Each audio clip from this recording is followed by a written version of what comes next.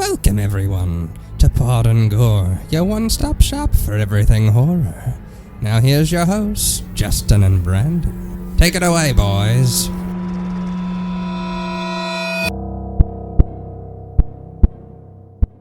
Hello and welcome to Pod and Gore. My name is Brandon. My name is Justin. And welcome to our Halloween episode, man. I'm so excited. Fuck off. I'm super excited. He can barely hide it. Oh.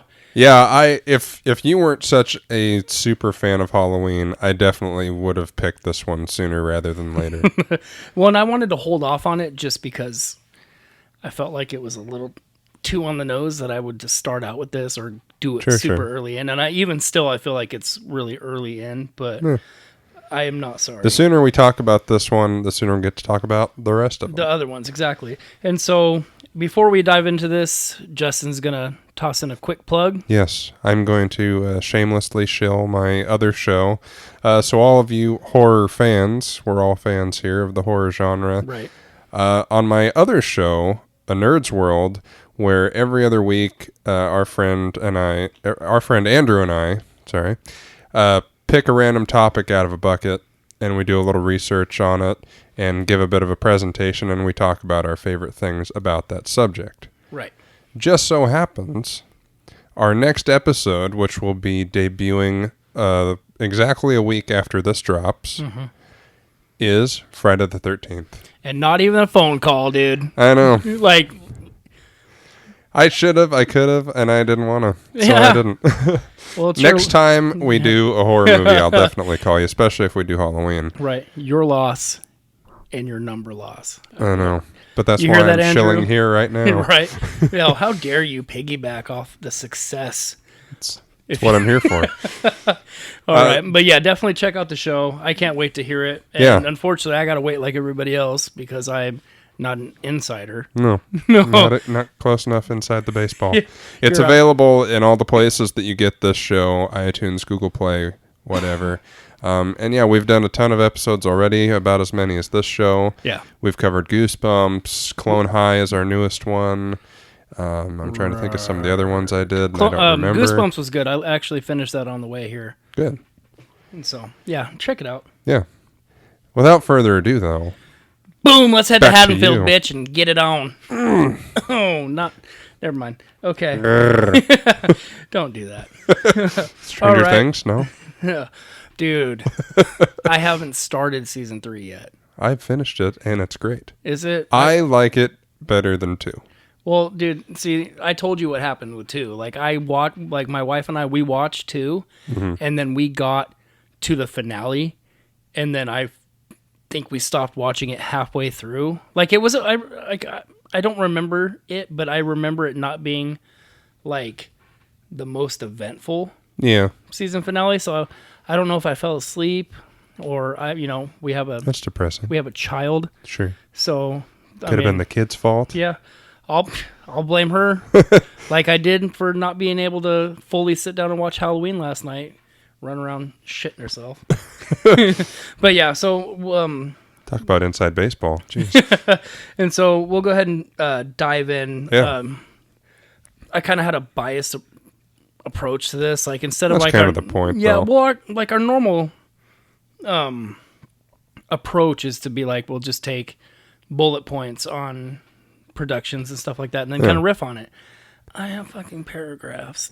He wrote a book, so essentially what's going to happen is he's going to talk for the next hour and a half. Right? Yeah, this is I'm going to be a going lot. to take a nap because I just had dinner, a little sleepy, got the full belly going. Yeah, you do. So just wake me up when you're ready for me to talk. No, man. All right, so and honestly, like I didn't write it myself. Wikipedia did most of the work. Sure. I just borrowed from it. Copy-pasted. So I mean, honestly, it's not any information that you really can't get anywhere else. It's just we're gonna give it to you in one shot, make it easy on you. That's what we're here for. Right. So Halloween is a 1978 American independent slasher film directed and scored by John Carpenter. If you don't know that, stop listening.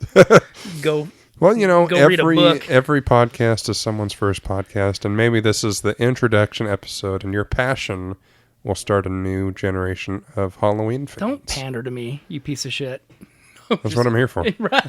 And so I have nothing else to do in this episode until we start talking about the movies. So which you so generous. You went as ham on the notes as I did on the fucking rest of it. Yeah. So this is going to be like a 4-hour and 12-minute podcast.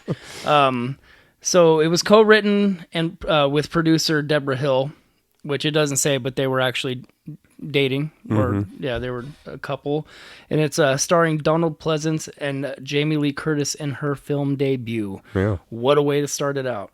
The film tells the story of a serial killer, Michael Myers, as he stalks and kills teenage babysitters on Halloween night, 15 years after he murdered his teenage sister Judith Myers. I fucking read that like it was like just a long ass sentence. After escaping Smith's Grove sanitarium, he returns home to the sleepy town of Haddonfield, Illinois / California, while being pursued by his psychiatrist Samuel Loomis. Michael stalks high school student Laurie Strode and her friend as they babysit and carries out her. Fucking God, this is what I get for reading what other people write. I know. That's why I edit. Yeah. I was so lazy this week, dude. Dr. Loomis desperately seeks to find his patient and stop his rampage before the carnage intensifies. And boy, does howdy. he not.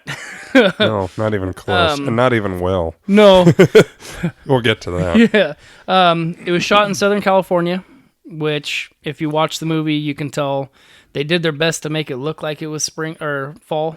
Yeah, I heard but that it was summer. It was like they June. actually reused the leaves. Like they would use the leaves for a scene, then they'd have to gather them all up. Yeah, because they were balling on a budget. They're like, exactly. They were reusing a lot of things that they just a penny pinch because I'm sure it'll say what the budget was in here, but it was not a lot. It was shot in Southern California and was released on October 25th, 1978 by Compass International Pictures. The film was a major success, earning accolades as a classic horror film. It grossed $74 million at the box office in the U.S. and $23 million international, for a total of $70 million worldwide, becoming one of the most profitable independent films, which I get it. It also spawned a shit ton of copycats, including Friday the 13th. Yeah. Well, then we're going to get into that. Good thing that like I didn't like take it from somebody's like legit website and they're like, I was listening to this podcast and this dude ripped everything I fucking wrote. I'm sure the editors at Wikipedia will be sending us a strongly worded email soon. Well, then I'll just go onto Wikipedia and change shit around myself and be like, that's weird because that's not what it says. See that extra A there? Yeah. It's different. I didn't do that as it says my name as like last edited by. It was praised primarily for Carpenter's direction and score. Many credit the film as the first in a long line of slasher films inspired by Alfred Hitchcock's Psycho. 18 years earlier, which is one that I would like to do sometime because it's been a long time since I've seen Psycho. Well, and ironically, the Janet Leigh, is Jamie Lee Curtis's mom. Exactly, Scream Queen royalty. Mm-hmm. Like one of the first, right? Yeah. Yeah. The thing that so some critics have suggested that Halloween may encourage sadism and misogyny by the audience identifying with the killer, or with its villain. It says others have suggested the film is a social critique of the immorality of youth and teenagers in 1970s America, with many of Myers' victims being sexually promiscuous substance abusers, while the lone heroine is depicted as innocent and pure, hence her survival. Right. Which is a big trope that's used regularly. Start of the final girl trope. Mm-hmm. But, when I was watching it for this, I kind of noticed, like, it seemed more feminine forward to me. It seemed like, even the girls that end up not making it to the end are giving the guys shit and like, hey, you get me a beer. And get me a beer. Yeah, and I'm going to stay here. And so he gets killed first, and I don't know. It was just maybe I'm reading a little too much into it. But. Well, no, I get it. It makes sense. Like, thinking about it, and like for the most part, the dialogue wasn't bad. Like, this isn't like Rod in Nightmare Except on Elm for Street. Speed Kills. Speed Kills Hey, is... jerk! Speed Kills! Yeah, I saw that in your notes. That's close. Well, as we'll get to later, like, Annie just Yeah. roundhouse her. So, excuse me. A remake was released in 2007, which itself was followed by a sequel in 2009. And an 11th installment, which serves as a direct sequel to the original film that retcons all previous sequels, was released in 2018. And is amazing. Yeah. Well, and more shilling for my other episode that I did on Friday the 13th. Yeah, please do. So Friday the 13th was the most profitable horror franchise until the 2018 Halloween movie. Made and all the now, money. yeah. Now Well, and Halloween it doesn't is the help most profitable that, horror movie. Friday the 13th is stuck in legal hell. Sure, I mean, they haven't had a movie since 2009? Nine? I think it came out the same 7 or 9? I want to say, I'm pretty sure it's 2009 because I think it came out around the same time You'd as... think I'd know that, considering I just talked about it yesterday. Right, but I think that it's... 2009. Yeah, because I looked thought at it was my this...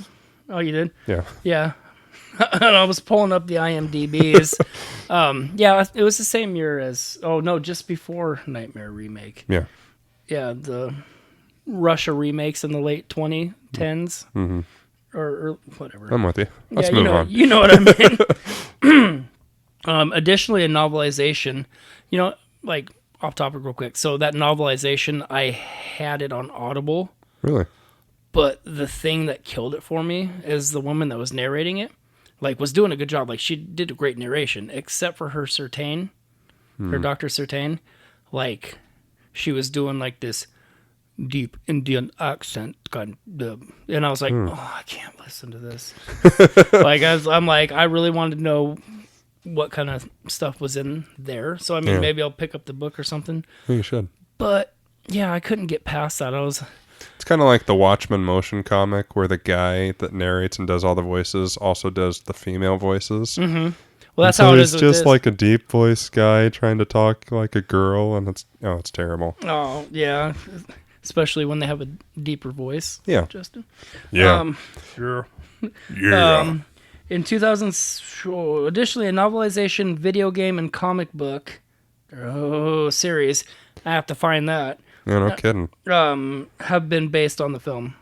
I didn't know there was a game. Yeah, I think it mentions it here. In 2006, the film was selected for preservation in the United States National Film Registry by the Library of Congress as being culturally, historically, or aesthetically significant. Agreed. Right? It is decided. It is decided. You and that fucking gif every time I'm like, yes, we're doing this. It is decided. I think that the game was like really early on. It might have been like Atari, not Atari, but it might have been. Like an NES or... No. Well, no, I don't... keep going and I'll look it up. Because I have nothing else to do but interrupt you all the time. No. So, it took approximately 10 days to write the screenplay. Yablans and Akkad ceded most of the creative control to the writers, Carpenter and Hill, whom Carpenter wanted as a producer, but Yablans did offer several suggestions. According to a Fangoria interview with Hill, Yablans wanted the script to written like a radio show, with booze every 10 minutes. By Hill's recollection, the script took about 3 weeks to write, and much of the inspiration behind the plot came from the Celtic traditions of Halloween, such as the Festival of Samhain. Samhain. Fuck you. That's what I'm here for. Yeah, no. I found it, by the way. What is it? So, Halloween is a horror video game for the Atari 2600. It was Atari. Released October 1983 by Wizard Video. How does it look? It's just the thing that... Oh, stupid. Here's the cover. Looks like the movie poster. Yeah. I'd take it. Yeah. That looks cool as hell. Yes. Samhain. Sow. Like a cow? Sow?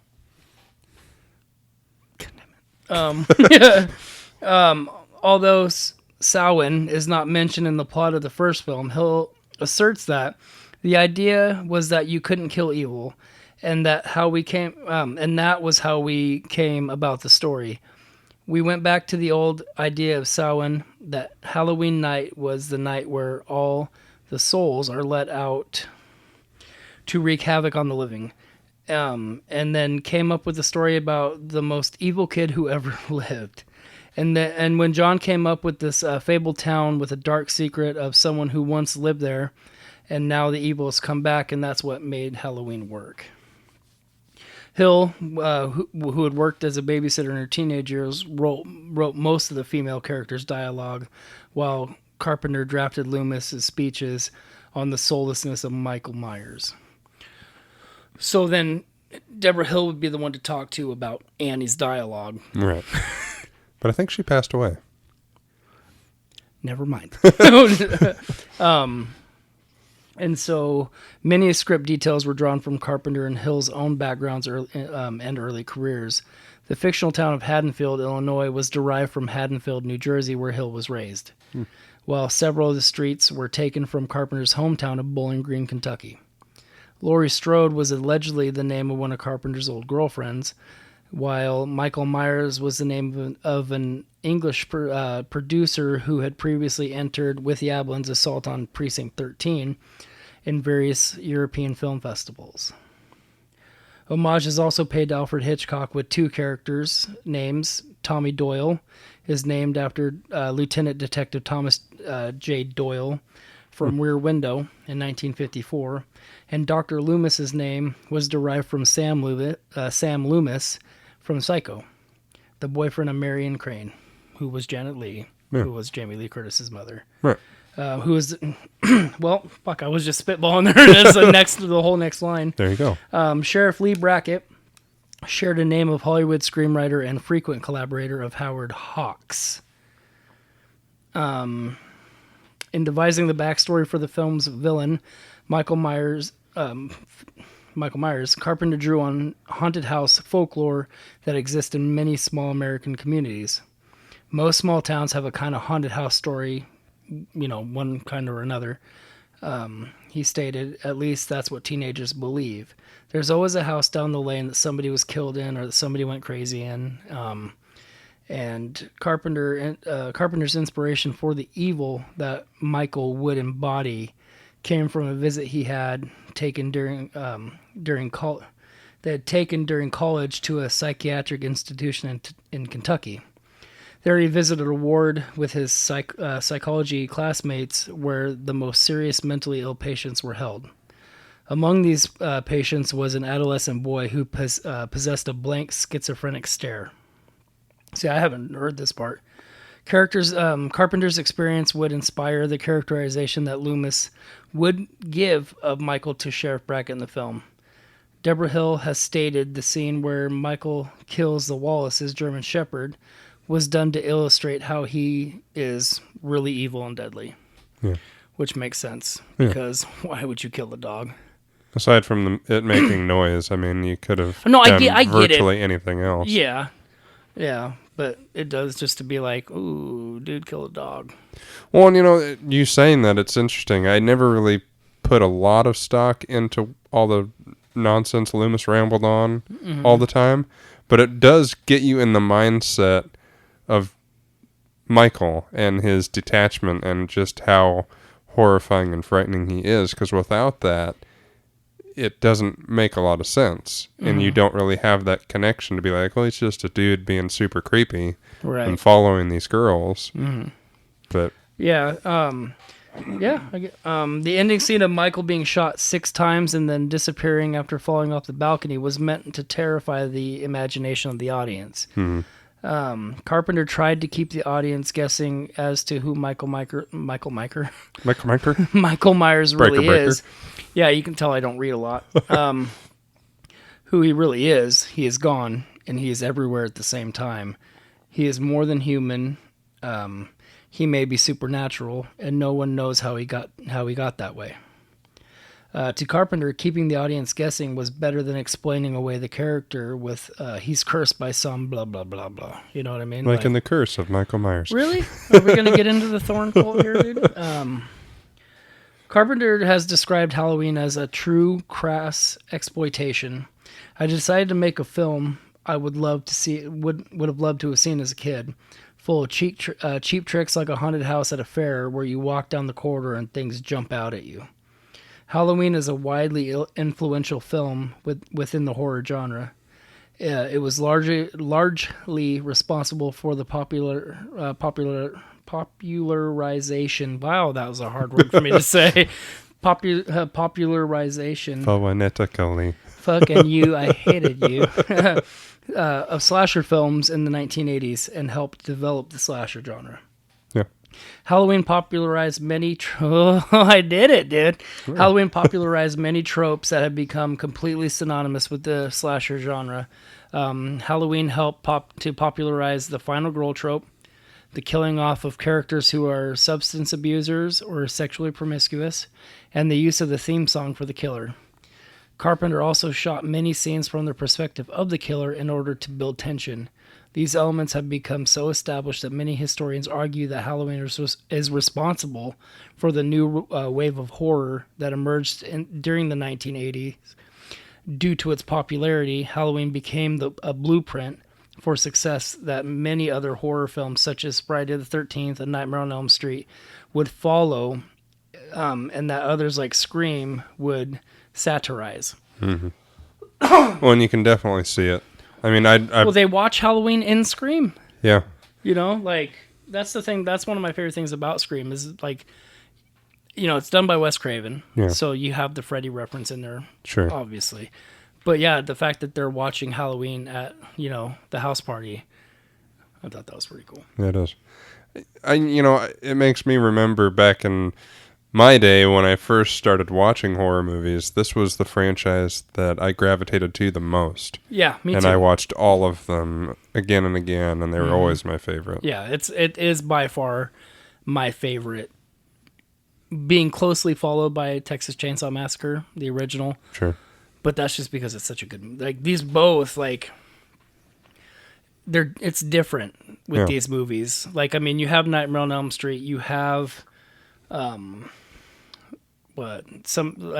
just fucking completely lost where I was going with that. But like watching, I don't know if it's a 70s thing, where watching these movies, there's a different feel than what you would get with your 80s horror movies. So I'm not smart enough to break down what those are, but I know they're there. I see you in there. Okay. The major themes present the things they present or they're present. Presents. Yeah. Major themes present. I hate getting up. I'm like 5 o'clock in the morning. Like I just can't read. The major themes present in Halloween would also become common in slasher films it inspired. Film scholar Pat Gill notes that in Halloween there is a theme of absentee parents, but films such as Nightmare on Elm Street and Friday the 13th feature the parents becoming directly responsible for the creation of the killer. Yeah, definitely Nightmare on Elm Street. Right. Well, definitely Friday the 13th with the mother. Well, yeah.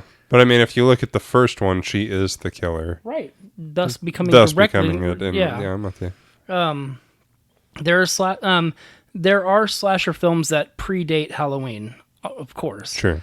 Such as Silent Night, Bloody Night, Black Christmas, which these ones we will do. Get to eventually. But yeah, like I mean, we generally pick movies, but like I know that when we get closer to holidays and stuff like that we might gravitate more towards season appropriate films. Right. Like so we'll probably do another Halloween around Halloween. Yeah, most likely. I know you were talking about potentially doing the remake and around that time. Oh no, you did tell me what you're going to do, so never mind.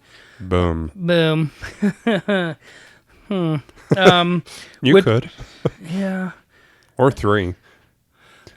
Three's nice because it's so different and apart from... Right, and exactly. And it's, you can basically do that many Halloween movies close together because, like, with Halloween 3, honestly, if it had a different title, If it wasn't called Yeah. Halloween 3, I think people would like it much more. They just, Yeah, if they it would have can't just get been pa- called Season of the Witch. They just can't get past the fact this is Halloween 3. Yeah. You know, and I get it because I hated I it do when too. I was younger. Though it is cool, they actually show Halloween on the TV during Yeah. the movie. Yeah, I agree with So that that's too. nice. So there that just that little bit of connective tissue there. But yeah, so Silent Night, Bloody Night, Texas Chainsaw Massacre, and Black Christmas, which contain prominent elements of the slasher genre, both involving a group of teenagers being murdered by a stranger as well as having the final girl trope. Halloween, however, is considered by historians as being responsible for the new wave of horror films because it not only used those tropes but pioneered many others. Rockoff notes that it is difficult to overestimate the importance of Halloween, noting its pioneering use of the final girl character, subjective point of view shots, and holiday setting. Rockoff considers the film the blueprint for all slashers and the model against which subsequent films are judged. So, I mean, you set the bar pretty high. Yeah. It's really hard for any of those to kind of live up to. Well, I mean, that's why so few have had staying power. I mean, there's multiple horror movies every year, but off the top of your head, how many can you really name? Right. And then whose killer has become as synonymous and as big a name as Michael Myers? I mean, there's really 10. Well, yeah, and maybe? like we talked about this the other day, like it took 20 years for Scream to kind of reach where it's at now with considering Ghostface to be an OG slasher. Yeah. You know I what I would say mean? a little less than that, but yeah. I wouldn't. And obviously you wouldn't because you didn't, you stupid dick. Oh, fuck you. I grew up on Scream, so I know, it and was... I love Scream too, and I'm not like, that's not what I'm saying. I know. I'm just like, it's kind of reached that status. Yeah. You know what I mean? Of being considered like one of the icons. Yeah, it's almost like it wasn't as appreciated then as it is now, I feel. Yeah. You know what I mean? Like underestimated, and then the more like as time goes on, people are like, wow, this really is actually a legit franchise. Fair enough. Yeah. And so, hey, guess what? It only took us 28 minutes to get through the notes. Really? Yeah, dude, we're done. Oh my god. I mean, that covered quite a bit. That was a lot of me talking. That was a big slog, but I'm surprised. And I interrupted you every chance I could get. No, yeah, we went through that a lot faster than I expected. Wow. Well, good night, everybody. Yep, oh, that was fun. The tagline for this movie I wrote down because it's one of my favorites. Mm-hmm. Everyone is entitled to one good scare. It's great. And it has a 95% rating on Rotten Tomatoes and an 89% audience score. Nice. Which I'm a little surprised the audience score is so low. right, but- and even it's low, but I mean it's not low. Well, I mean, it's not like low, but I mean like that it's lower than the actual Score. Score. Yeah, I gotcha. And so, without further ado, let's just dive into the actualities of it. Mm-hmm. And yeah, dude, that Well, it's your movie. Do you want to kick it off, or we can kick. I'll kick the it fact off. that you've been talking for the last half hour? Do you want me You to know kick what? it off? I'm not. I'll leave the complaining about talking to you. Boom. Boom, because that's also a Justin trope. Kiss my what? The sphincter says what? Yeah, I'll kick it off. Okay. So, oh man, Are you sure? I got lost in thought there because I was just like, you know, when you start thinking about something you really love, and you're just like, Started thinking about me. fuck. Okay, I'm brought back. Yeah, like as good as this movie is, it's nothing without the music. Definitely. The score of the and see the funny thing is I'm going to do a quick plug for my friend's show. So if you're into podcasts and which I would hope so since you're listening to this, Sure. if you like Halloween, which I would hope so, you know, listening to this and the fact that it's fucking Halloween, and if you don't, what are you doing? Sure. So Stealing my stuff there. So, and if you're into Halloween at all, go check out my friend's podcast. It's called Halloween Unleashed. You won't be disappointed. Like, as much as I fangirl over Halloween, I am a novice when it comes to this shit as much as what you'll get off of that show. Franchise. He's an independent mask maker, like everything. Like, You just go and check it out. But Well, you guessed it a couple times, didn't you? Yeah, I was on that show. I did a couple guest spots with him. Yeah. His name is Chris. He's a good friend of mine. You won't be disappointed. But one of the things that I learned from doing that show was that what happened, and I didn't have this in the notes. So they previewed that, and I hope I'm not mixing up my notes now that I think about it, but I'll run with it. So they showed the movie to an exec. Yeah, if you didn't say this, I was about to say Yeah, they it. showed the movie to an exec, and it didn't do anything. Like, he was like, this sucks. Yeah. You know, and then Carpenter went and redid the music and did the score and did the sound effects and all that kind of stuff. And I think the cut they showed him didn't have the music at all. No, it didn't. No, and so so that then just he shows inserted you, the music. Yeah, just how powerful the fucking score of this movie is. It is. I mean, without the music, it would not be what it is now. Exactly. I mean, and it's a great movie. It was well shot, everything, Yeah. blah, blah, blah. But yeah, without the score, that movie isn't shit, unfortunately. Word. Like, I don't know, everything, anytime that John Carpenter touches a fucking keyboard, it's just magic. Yeah. I'm like, I wish I could afford to be like, dude, will you make us a fucking intro song, dude? Could be like, could you imagine our show being fucking opened by a Carpenter theme? Like the one that he did for Shudder. Yeah. Is so goddamn good. Like, I'm like, fuck you guys for having it. You're an app. You don't even need music, man. Like, what are you just doing? need to open. Yeah. It's all don't. I'm like, every time I open it, I'm like, fuck you guys. Having theme music, you don't even need it. But yeah, the score.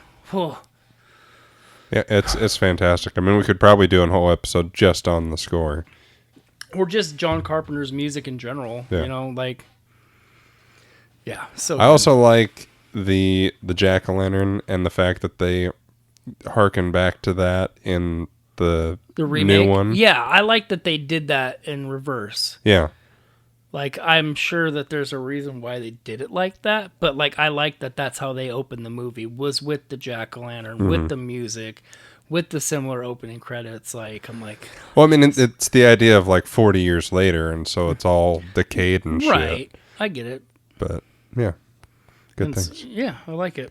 And I forgot about the Halloween chant. I didn't write down the lyrics of what they say.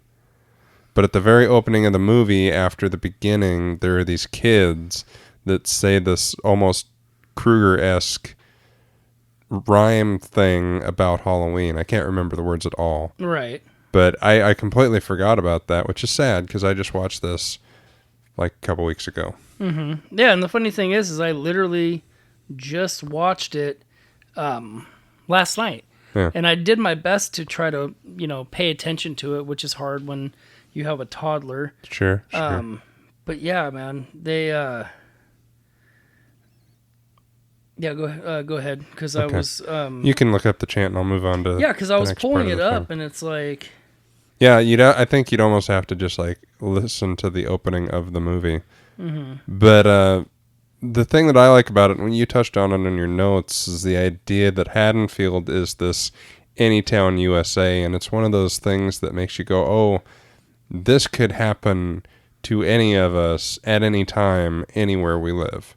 Mm-hmm. Like you see the streets of Haddonfield, and it's like, oh, that kind of looks like the street I grew up on, or my friend did. right. And see, like, I was like, someday I want to live in a neighborhood that looks just like that.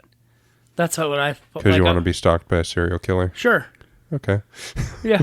We have different dreams. No, I just like I didn't grow up in the nicest of neighborhoods and stuff Sure. like that. So looking at that, I'm like, even though yes, it's set in a horror movie, I liked the look. Yeah, it's that white picket fence kind of Right. idealized Americana. Okay, so here you go. Here is the rhyme. Okay. And it's black cats and goblins and broomsticks and ghosts, covens of witches with all of their hosts. You may think they scare me. You're probably right. Black cats and goblins on Halloween night. Yeah. I don't know what it's from. I don't know what it has to do with really anything.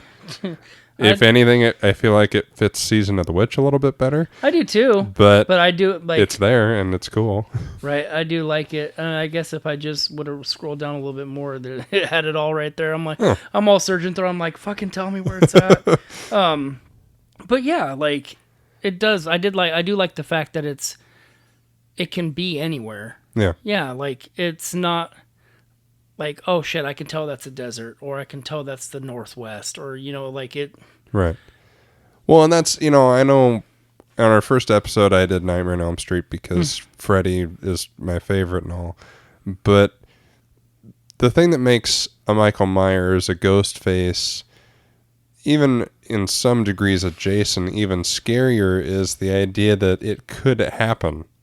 I mean, seemingly, if you take the supernatural part out of it, right, of them all resurrecting all the time from lightning and crazy shit, yeah, like some whack job with a knife in some rando neighborhood, yeah, it could happen. I mean, that's one of the things I love, and we were talking about this before we started, about the new one from 2018, when he's walking through the neighborhoods and just going into random ass houses for no really rhyme or reason. It's just it can, like, it could happen. Yeah, it's so terrifying. Yeah, he just happened. And one of the things that I love about the construct of Halloween is the fact that it's really the first masked serial killer on Halloween, where everybody and their brother has a mask on already, yeah. And so you don't think about it, like this, and weaponry on them, and you go, "Oh, that's probably fake," but yeah, it's not like hey, it's July 18th. Yeah, and this whack job with the William Shatner mask and a kitchen knife is standing in my front yard. Right, exactly. That's a little weird. But if it's Halloween, it's like, oh, that's just some rando. Yeah, it's Halloween. It's... And then he can just make his way into your house, do what he needs to do, leave, go to the next victim. Right. And, and that's one of the things that I love about the first one before it starts getting into the sequels where he's all related to Laurie and all that shit, because it feels more random. Yeah. And I mean, I do kind of like the fact that it went back to that. Yeah, definitely. With the sequel. Like, I mean, we're not going to go down the rabbit hole right now of the Halloween timeline. Yeah. And the fact that we don't this have will that be kind like, of time. like the fact that this upcoming will be the fourth Halloween too. I'm sorry. But yeah, so one of the next things you were going to talk about would be all the point of view shots of this movie. And so, like, starting out with the POV shots, with him lurking, watching, but you're seeing it from his perspective. Yeah. It definitely adds something, and I think that's probably one of the reasons, just because of all those shots, like being, through his field of vision, I think is what appeals to me. Yeah, I mean, it gives you that stalker feel. And there's a couple that I don't particularly like when he actually looks at his hand stabbing the sister. That's kind of dumb. The funny thing is that's actually Deborah Hill's hands. I know. And okay, then I didn't realize. You're telling the listener. Yeah, okay. Not me. Yeah, well, maybe I am. Just kidding. Well, you don't need to, because I know. The only one, the other one that bugged me was in the cop car, or whatever car, and you see through the grate. Like the shot is from the back seat through the grate, through the window. And it's like, shouldn't it be the front seat through the windshield? Are you talking about when he sees Tommy at the school? Because that was the station wagon. That wasn't a cop car. Okay, well, I could have been wrong about the kind of car, but it had like the... It did have the grate in the back. Yeah, that's what I was referring to. That's why I thought cop car. I know it's not a cop car because he doesn't steal a cop car. But you know what I'm saying. Yeah, I get you. See, that never really clicked for me. But it will now. Yeah, I get it, and it still doesn't bother me. No, I get it's I little get your nitpick point. Things. Yeah, I get your point of it. It's not really his point of view because if he's driving it, he's not in the back. Right. I'm so glad you didn't write that down because I would have erased it from the notes. It down. I know you did. Yeah, I'm pretty sure I did. No, because you went from POV intro right into very quick sex scene. Well, we're Boyfriend is kind of a dick. still in the opening of the movie. The POV intro is Michael with the mask on, and you see through the eye holes of the mask. No, I know that. We're I'm just saying jumping that, ahead like, here. you were talking about. Oh, did you write that down later on? Yeah. No, fuck you. I jumped ahead because you were Oh. talking about shots, and I just thought I'd interject here. I got you. The other thing that I noticed with the shots, even when it's not necessarily his point of view, is they do a lot of wide shots. And Yeah. it looks like someone's point of view as if someone is watching these people. Yeah. It's not like a regular movie where you get those up close, No, headshots. You get the wide field of vision. Yeah, everything is wide, and then they come into focus, and it's kind of like someone is at a distance watching them as they're doing this, and it just adds to that layering of stalking that Michael's doing. I agree. Good. Glad. I hate agreeing with you so much. God damn it. You might need to scoot your head back, otherwise you're going to bump the mic.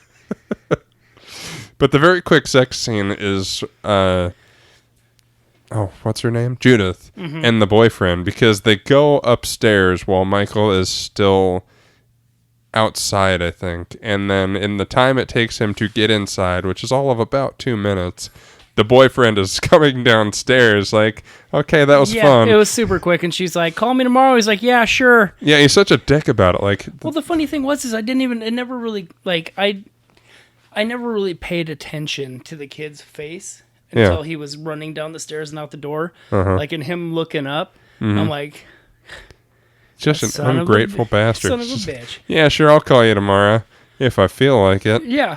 Well, then you go upstairs and then you see Judith Myers, and I would have been like, I'm calling you when I get home. Yeah, no shit. I'm not going to leave yet. Yeah. Like, your right? parents aren't home yet? Like, what's going on Like, here? I'll stick around for a couple minutes. Yeah. I got time. Apparently. I don't have anywhere to be. And so,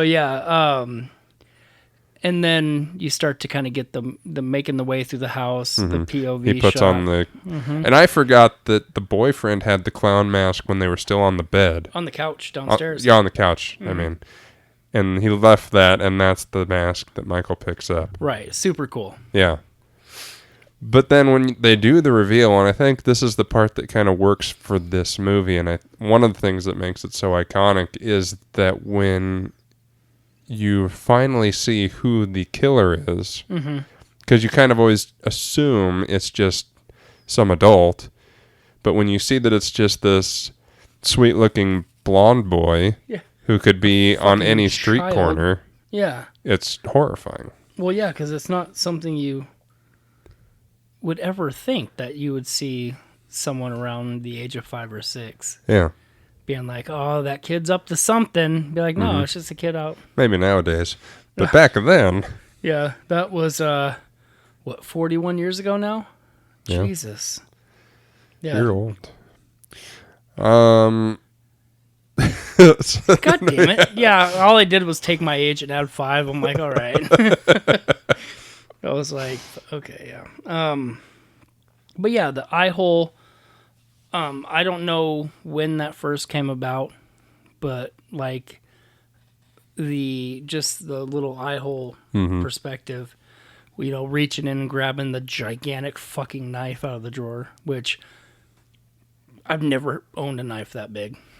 I think I have one, but that's because my wife cooks and stuff. Well, yeah, I can cook, but like I don't have a 18-inch fucking butcher knife, Well, it's chef's knife, whatever. 70s, they didn't really care. They just give you the sharpest, most awkward thing in the world, and who cares about public safety? Right, I'm sure it's fine. But making the way, grabbing the knife, making the way through the house, making, upstairs, like the thing that I did on my friend's podcast was more, we were doing movie mistakes. Yeah. And so we were going through each of the movies, breaking down the fuck ups. Yeah. And the funny thing is when you watch this movie, when he makes his way through the dining room, off to the right, you can see the doorway and you'll see the shadow, but the shadow is shaped like a box. Oh. Yeah, there's a few of them. As we make our way through, I'll be like, hey, so this is a memorable fuck up right here. Here's another one. So you're going to ruin the movie for us. That's good. For you. See, I always... People would have to listen to this to be ruined. Fair enough. The only thing I noticed was that, and I think it happened in Friday the 13th too, they hold the knife, what I would consider to be upside down. Mm-hmm. The sharp end is on top. See... I always think of it as sharp end on the bottom. You're supposed to, I think so too. Because see, when I got married a couple months ago, somebody was taking pictures because I had my Myers mask on that my friend Matt Reed made. Yeah. Another shout out. I was holding my butcher knife, but I didn't realize I was holding it upside down. So like I'll show you the pictures later, but like I'm holding on to my brother and I have the knife up here, but it's blade up. Yeah, I think it's just because it felt better with the grooves. Oops. So this is what I get for fucking chastising you, pre-show saying, "Hey, you're the fucker bumping everything now," and here I am. I did it twice. So much for situational awareness, right? But yeah, it was like, I guess just the way that the handle was curved, it felt better holding it that way. And I don't know, but yeah, fair enough. Right. But yeah, so making the way through, when you watch it again, you will notice it's like E.T.'s coming through the door right there. Really? That's interesting. Yeah, there's a bunch of them. Making the way through the dining room, going upstairs. She's sitting there. He's like looking at her. Mm-hmm. Fucking, she looks. So Michael, what are you doing? Boom, stab. Mm-hmm. Stab.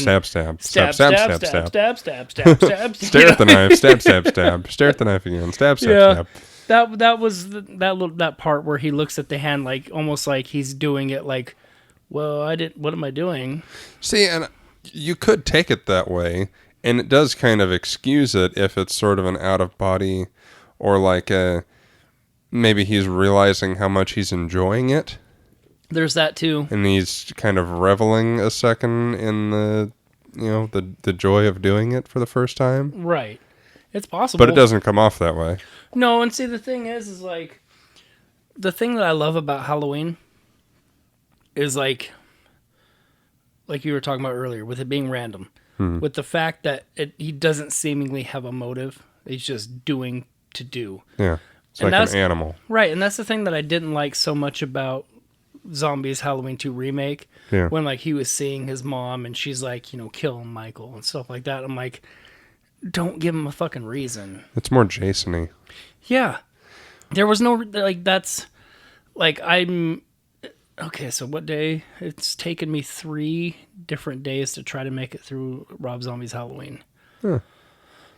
When I watched it not that long ago too, the wife was out of town and I just binged a bunch of horror movies. Right. And after seeing the 2018 one and loving his randomness so much, giving him a reason, because I loved the 2007 one. When it came out, it was my jam. I got a figure of it right there. Yeah, it's super cool. I like them too. Don't get me wrong. It's just, but the dialogue I like is the randomness more than, he was abused as a kid. He grew up with a bunch of redneck dickheads. Right, and that's the thing I was going to say. Like, when you start that movie, it is so zombie. Yeah. Like, people, at least not in my experience, people talking like that. Yeah.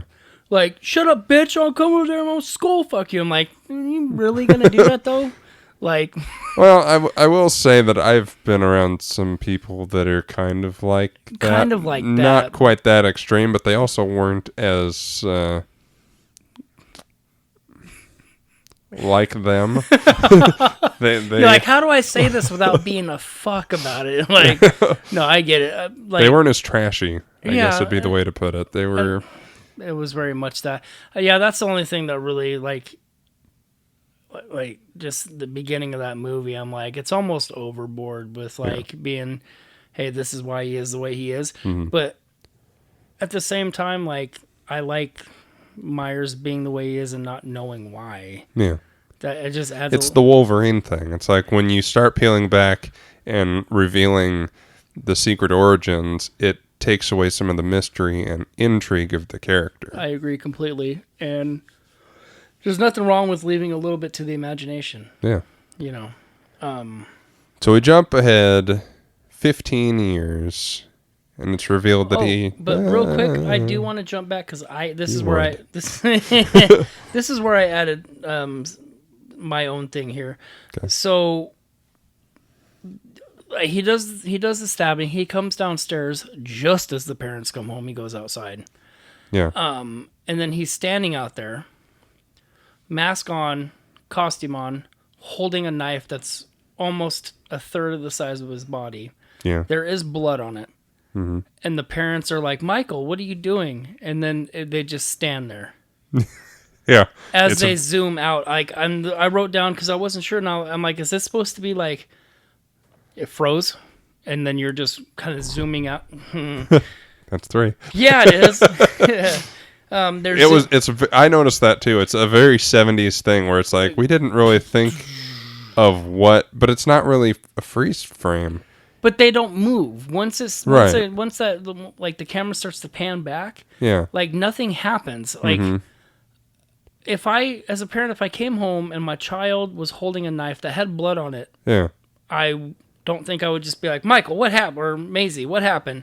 And then stand there and expect to be like... I would imagine it is supposed to be a freeze frame. That's kind of... It's not quite as overt as like a Friday the 13th freeze frame. Where it's like... Yeah, and it like zooms in all freaky and stupid like. And so, I mean, I never really noticed that until I was watching it last night. And I'm like, I wonder... In a modern take on that, they would... One of them, at least, would run into the house. Yeah. And the other would be, like, inspecting him or whatever. Like, you wouldn't think, oh, he just killed somebody, in theory. You'd be like, oh, did you hurt yourself? Did you cut yourself? Right, you'd be looking to see what happened. Yeah. And then, you know... then if they were fine, you would run into the house and be like, okay, who's bleeding where, from what? Why is, that much of the knife covered in blood? Yeah. And now... We can jump ahead 15 years? We can jump ahead 15 years. And he hasn't talked in 15 years. Right. And other stuff. I lost my spot. He hasn't spoken to him in 15 years. He hasn't spoken in 15 years. Mm-hmm. I saw your notes before I watched the movie. And so I was reading them and I'm like... Excuse me. I was like, where are we at here? And so they're in the car. Mm-hmm. Loomis is in the car with the nurse... whatever she is, as they're heading towards Smith's Grove. So I'm not sure where they're coming from or if she works for them or... It would seem like, because she doesn't really know much about the Michael thing, it's like she... But she's in a Smith's Grove station wagon. Yeah. Like, that just kind of made me... Like, that literally was the first time I've ever been like... That doesn't make sense. Huh. Well, I don't know. Yeah, and so because that's the station wagon that he steals and gets off on. But yeah, so they're riding up towards the gate and she's talking. You put in your notes, he doesn't seem to care. Yeah. But he refers to Michael as it. Yeah. Instead of him. Well, if you say so. Yeah. But also, like, the other thing that I'm thinking is almost to a point to where, like you said, he doesn't care anymore. It's like, it's almost like he hasn't done anything for 15 years. It's time to move on. Kind of like, that's the thing that I kind of liked about the zombie version with Malcolm McDowell. He's like, nothing's happened for 15 years. He's like, I got to kind of get on with my life. He's like, weirdly, you're my best friend. Yeah, I mean, he actually kind of... It seems like McDowell made an effort, whereas this Loomis... Donald Pleasance, say anything bad about him. And he's fantastic, but at the same time, you don't get that backstory. Yeah. And so at face value, it's like, he doesn't see... He has this detachment from the situation. Yeah, I'll give you that. And it's like, you're supposed to be this guy's caregiver and doctor to help him. For 15 years. For 15 years. That's a lot of years. Yeah, that's several years. Yeah. That's it's a 15 of them, man. Yeah. That's like a couple of years plus more years, Times a few. Yeah. And so it just, and I've listened to a podcast about Halloween recently I'll do another plug, even though it's nobody I know. Halloween Unmasked. Okay, yeah, I started to listen to that, and she's fantastic. Yeah, she really is. But like, I was like, I'm no longer a truck driver. I'm no longer have Endless hours hours and hours to where I can kill, sit and listen and blah blah blah. I'm with you. But on one of the episodes, they kind of talk about Loomis, and they talk about him with the psychiatrist. Mm-hmm. He's like, yeah, he didn't really seem to do the things that you would normally do in a case like this. Okay. I can't remember the specifics, so go listen But to they it did if you want they to. did a breakdown of it. Yeah. I got you. And it really just kind of made you think, oh, Loomis is kind of an ass, and he's not really as invested in curing him as it kind of seemed. Which is kind of funny because then later he just becomes consumed. Yeah. But yeah, so, he doesn't seem to care. They're getting closer to the gate, and then it's like, they're like, why are they outside? A creepy shot. Yeah, where Like, they're just it's all all kind of just- standing there. Yeah, it's all just lit by the headlights and shit, and you just The see occasional. Yeah. Yeah. That was super cool. And they kind of reference that in the new one when the bus crashes. Yeah, that was a nice. Yeah, exactly. And they're all just out of nowhere. You kind of see them, and they're just standing in the road. And yeah, I like that. And then he steals the car, which I do like that later they kind of give a reason as to how he's able to drive. Right. It's not a good reason, but at least they thought enough about it to say something about it. Right, because yeah, that's a few of your notes down where they actually bring that up. But yeah, because he gets in the car and he's gone. Yeah, like he has very little trouble, and he drives. That's something I noticed a lot in this viewing is how much he drives. Yeah, he drives everywhere, Yeah, and he's good. He's a good yeah, driver. he's Like, better than me. It's crazy, and it's he's like, it's raining outside, and he's like fucking drifting around corner. Like, donuts and figure eights. It's amazing. He's up on two wheels at one point. It's just it's like Baby Driver, the prequel. It's a good movie. You should watch I've it. heard it's really good. It is. It's great. I think I was thrown off by the fact it's called fucking Baby Driver, dude. Well, if you watch it, you'll know why. Well, maybe I should, because I was curious about why the fuck they would call it that. It's his name. His name's Baby Driver. His name's Baby. Nobody puts Baby in the corner. They don't. And they didn't, because then he drove away. Each character in the movie has a fake name because they're all burglars, and they can't give real names. It's like... I want to be Steve. No, you're Kyle. Yeah. Stealing Harvard. Or Reservoir Dogs. Oh. Even better version of that. Mr. Pink, Mr. Blonde, Mr. Blue. Mr. Orange. Yeah, I get it. Yeah. But it's also... Other colors. But also you have a comedy with, Jason Lee and Tom Green, and then you have a fucking Quentin Tarantino. Much better movie. So, I've never when he wanted drives off, Loomis is all shouting, "The evil is gone," which again... The evil is gone! Oh! Whoa! Whoa! God damn it. I'm going to cut that out. Yeah. The evil's gone. It shows it's how... so dramatic. Oh, yeah. And he couldn't give a shit before, but now he's gone. He's like, oh, fuck. I am so screwed. Yeah. Like, there's no way this doesn't come back on me, and I'm going to look implications like are such real. an Yeah, I'm going to a-hole. lose my fucking psychiatrist license. All my book deals. No TV specials. Right. The Devil's Eyes is going to be pulled from shelves. Probably should anyway. I wish I had the book. Whether there was anything in it or not, it'd be sweet to have it on like a shelf. Yeah. Like cool little prop to have, his Just books. to see Malcolm McDowell staring at you creepily. I don't like it. So yeah, the evil's gone. Mm-hmm. And then we do the shift. We're in Haddonfield. Yeah. Which I like this version of the family introduction opposed to the remake where, Lori's finger blasting a fucking bagel. Yeah. Like, I like them both. You know, it all works. No, it's not. It doesn't feel like that's real life. Like, oh, hi, Mom, look at this. So, ooh. Yeah, You just stop it, you silly goose. Yeah, that's very Rob Zombie. That's what I mean. That coupled with the dialogue, like, I know it sounds like I'm shitting on it, but like, yeah, it is because you are, but it's fine.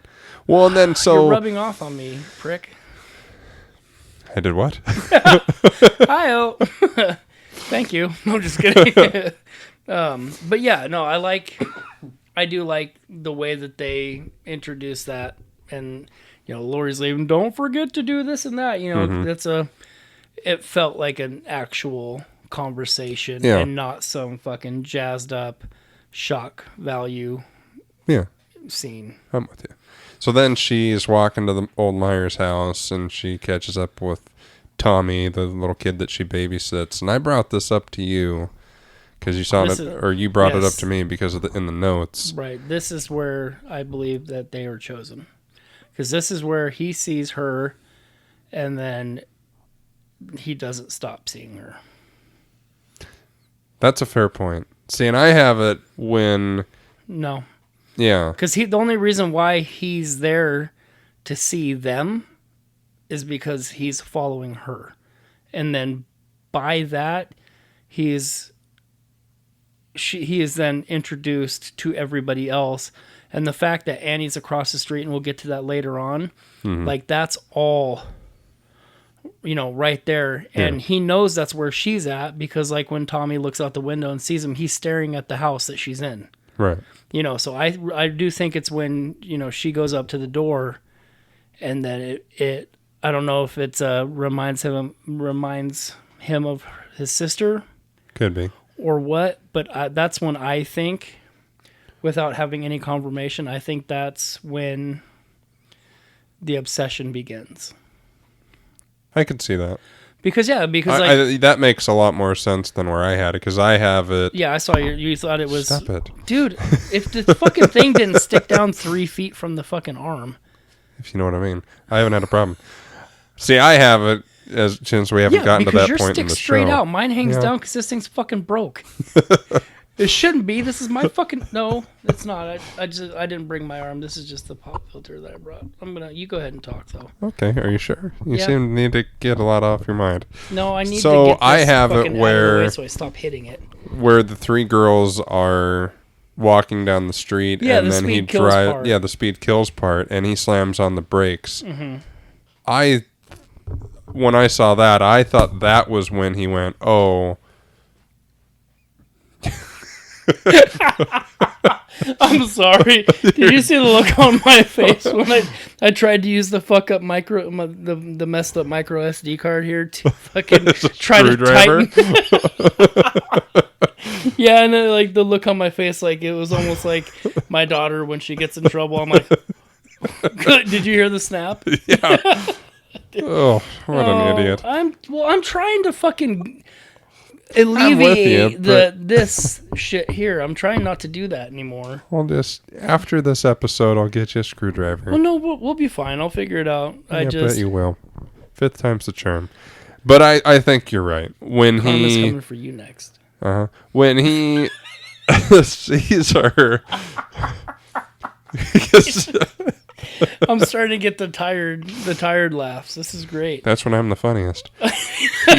Yeah.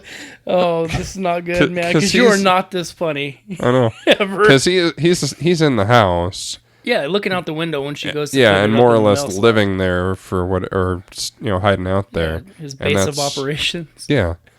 And eating dogs and shit in there. Yum. Mm-hmm.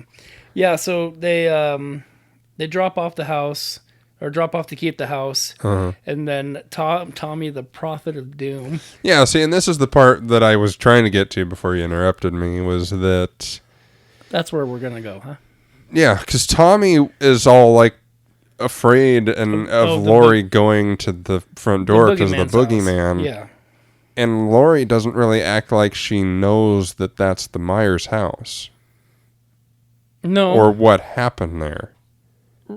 Either that or she's old enough to be like, yeah, that's in the past, and I don't really care because it's not like it's going to happen again. I'm going to go with the first one, just because of the fact that if we're going with other timelines where she is his sister, right? Then she wouldn't know, and they would keep that from her so that she didn't know. True. But that's also a way that you can think about it. And then, maybe the dad's not going to say anything about being like, yeah, that's the Myers house. It's the murder house. Yeah. Go drop the key off at the murder house. I'm just saying by like living in that town. But then why send your daughter to that house? You know what I mean? Like I would be like, oh, yeah, it's almost like the family moved there from out of town and don't know the history of the house. Yeah, because I wouldn't let my daughter go near there. Yeah, just cause. Just out of sheer overprotection. Yeah, we saw Halloween. We know how that turns out. Yeah, we watch horror movies. That's right. Unfortunately, and I guess I can't really say unfortunately, but I guess it's a good thing that we'll never have to put those skills to the test. Yeah. And then, so they leave, and he steps out of the house, and you get that really cool over-the-shoulder stalking shot. There's so many of those in this movie that are just so good. Mm-hmm. And that's when we get to Loomis at the hospital or whatever. Right, and the guy that he's talking to, see, and this is where, like, my friend being the more knowledgeable of the franchise than myself. So that doctor that he's talking to is actually the doctor from one of the later movies where he's actually a part of the Thorn cult. Oh. Yeah, like... That's cool. Yeah, while we talk about it and you riff on your notes a little bit, I'll see if I can link a name and find out which one it is. But yeah, okay. It's played by different actors, so it never clicked for me. Sure. But the character name is supposed to be the same. Exactly. Yeah, this is where we get the line of, quote, maybe someone around here gave him driving lessons. Maybe someone around here gave him driving lessons. Yeah, like that, but different and better. Yeah, not so. Fuck you, dude. And it's a throwaway line to explain why this thing that really doesn't make sense should kind of make sense, even though it still doesn't really quite make sense. Mm-hmm. Like, who's stupid enough to take a serial killer out and give him driving lessons? How did that go unnoticed? I'm going to teach you how to... escape. Yeah, exactly. I know you killed your sister, and we'll probably kill again, but just in case, here's how you drive stick. Yeah. Like... I don't see that happening. I do like that they put it in there because it gives you that plausible, like, oh, this is how he gets from the hospital to Haddonfield, because we don't really know how far away that is, but It's probably pretty far. 150 miles, I think it was. Well, all right then. And I mean, there's no real other way. Like, you can't walk that far. I don't remember how they do it in the Zombies. No, several miles. In the Zombies, I don't think they show. Because I know he gets to the truck stop eventually. Yeah, and then, yeah. And kills that dude and steals his clothes. Right. But I don't remember how he gets that far. No. I don't think so either. But and that's the only thing I have a problem with in this movie is him driving so much. Like, I didn't remember how much he actually drives in this movie. Mm-hmm. So, in that scene where Loomis is talking to the doctor, that's Dr. Terrence Wynn, okay, right? So he was played by Robert Phelan in 1978, and then later by Don Shanks in Halloween 5, and then Mitch Ryan in Halloween 6. So isn't that the guy from Dharma and Greg? Probably. Isn't that the dad? Yeah. Okay. So Dr. Terrence Wynn is a character who first appeared in the original Halloween, but then later returned in Halloween: The Curse of Michael Myers. He is a secondary antagonist in the 4 through 6 timeline. He is revealed to be the one who orchestrated Michael Myers in becoming a serial killer. So thinking of that makes more sense of... He's like, oh, I don't know how he got out, but, according to this timeline, he's the reason. Got it. Okay. Right. And so that almost makes those shitty sequels make sense and be worth something. Right. And so in 1978, Dr. Wynn was the administrator of Smith's Grove. On October 31st, 1978, he learned that Michael Myers escaped and drove off to Haddonfield. Sam Loomis and Wynn argued how Michael easily escaped. Wynn says that Michael couldn't gotten far because he can't drive. Ironically, Dr. Loomis says he was doing very well last night. Maybe somebody around here gave him lessons. And then in 1989, Wynn arrived on a bus in Haddonfield wearing all black, sporting a tattoo identical to the one Myers had, which is the thorn. Right? He follows Michael nearly everywhere, but only watches him as he murders everyone who crosses his path. Once Myers has walked up, Wynn comes to the police station and blows up. So he's the man in black in the later movies also. I didn't know that was him. Blah, blah, blah. Cult of Thorn, not important. But we got the connection that I wanted to get to. So fair enough. I also like that we then cut to Laurie in class kind of being a little spaced out, daydreamy. Yeah, but she's so goddamn smart. Yeah, that she's able to answer the question better Regardless. than most of the people that are probably paying attention. Right. But the teacher's talking about fate and destiny. Like, that's the lesson that's being portrayed in that scene. So many, like, foreshadowings and stuff like that. Like, and they're not in your face, which I like. Yeah, but see, that to me lends more to the new sequel that says it was all just chance. Right. It wasn't pre-calculated. Oh, it's his sister. But it's the same thing when what's the girl's name? Oh, Allison. When she's in school, and then they're talking about fate. It's the same fucking thing. So she looks out the window and then sees Laurie standing there. Right. And so it was a nice callback, but yeah, it was the same. Reverse, blah blah. I'm with you. Yeah. So then Tommy gets horribly bullied in kind of the dumbest way possible. He's gonna get you. Gonna get you. Yeah, gonna that get part you. always bugged the shit out of me because like each one of those kids is learn a new line. And the funny thing is the one that you could see. So there's like 3 or 4 of them. Yeah. And I think it's actually I honestly don't know which one it was, but one of those boys is Lonnie, which is the parent of Cameron in Halloween 2018. Oh. So Allison's boyfriend. Mm-hmm.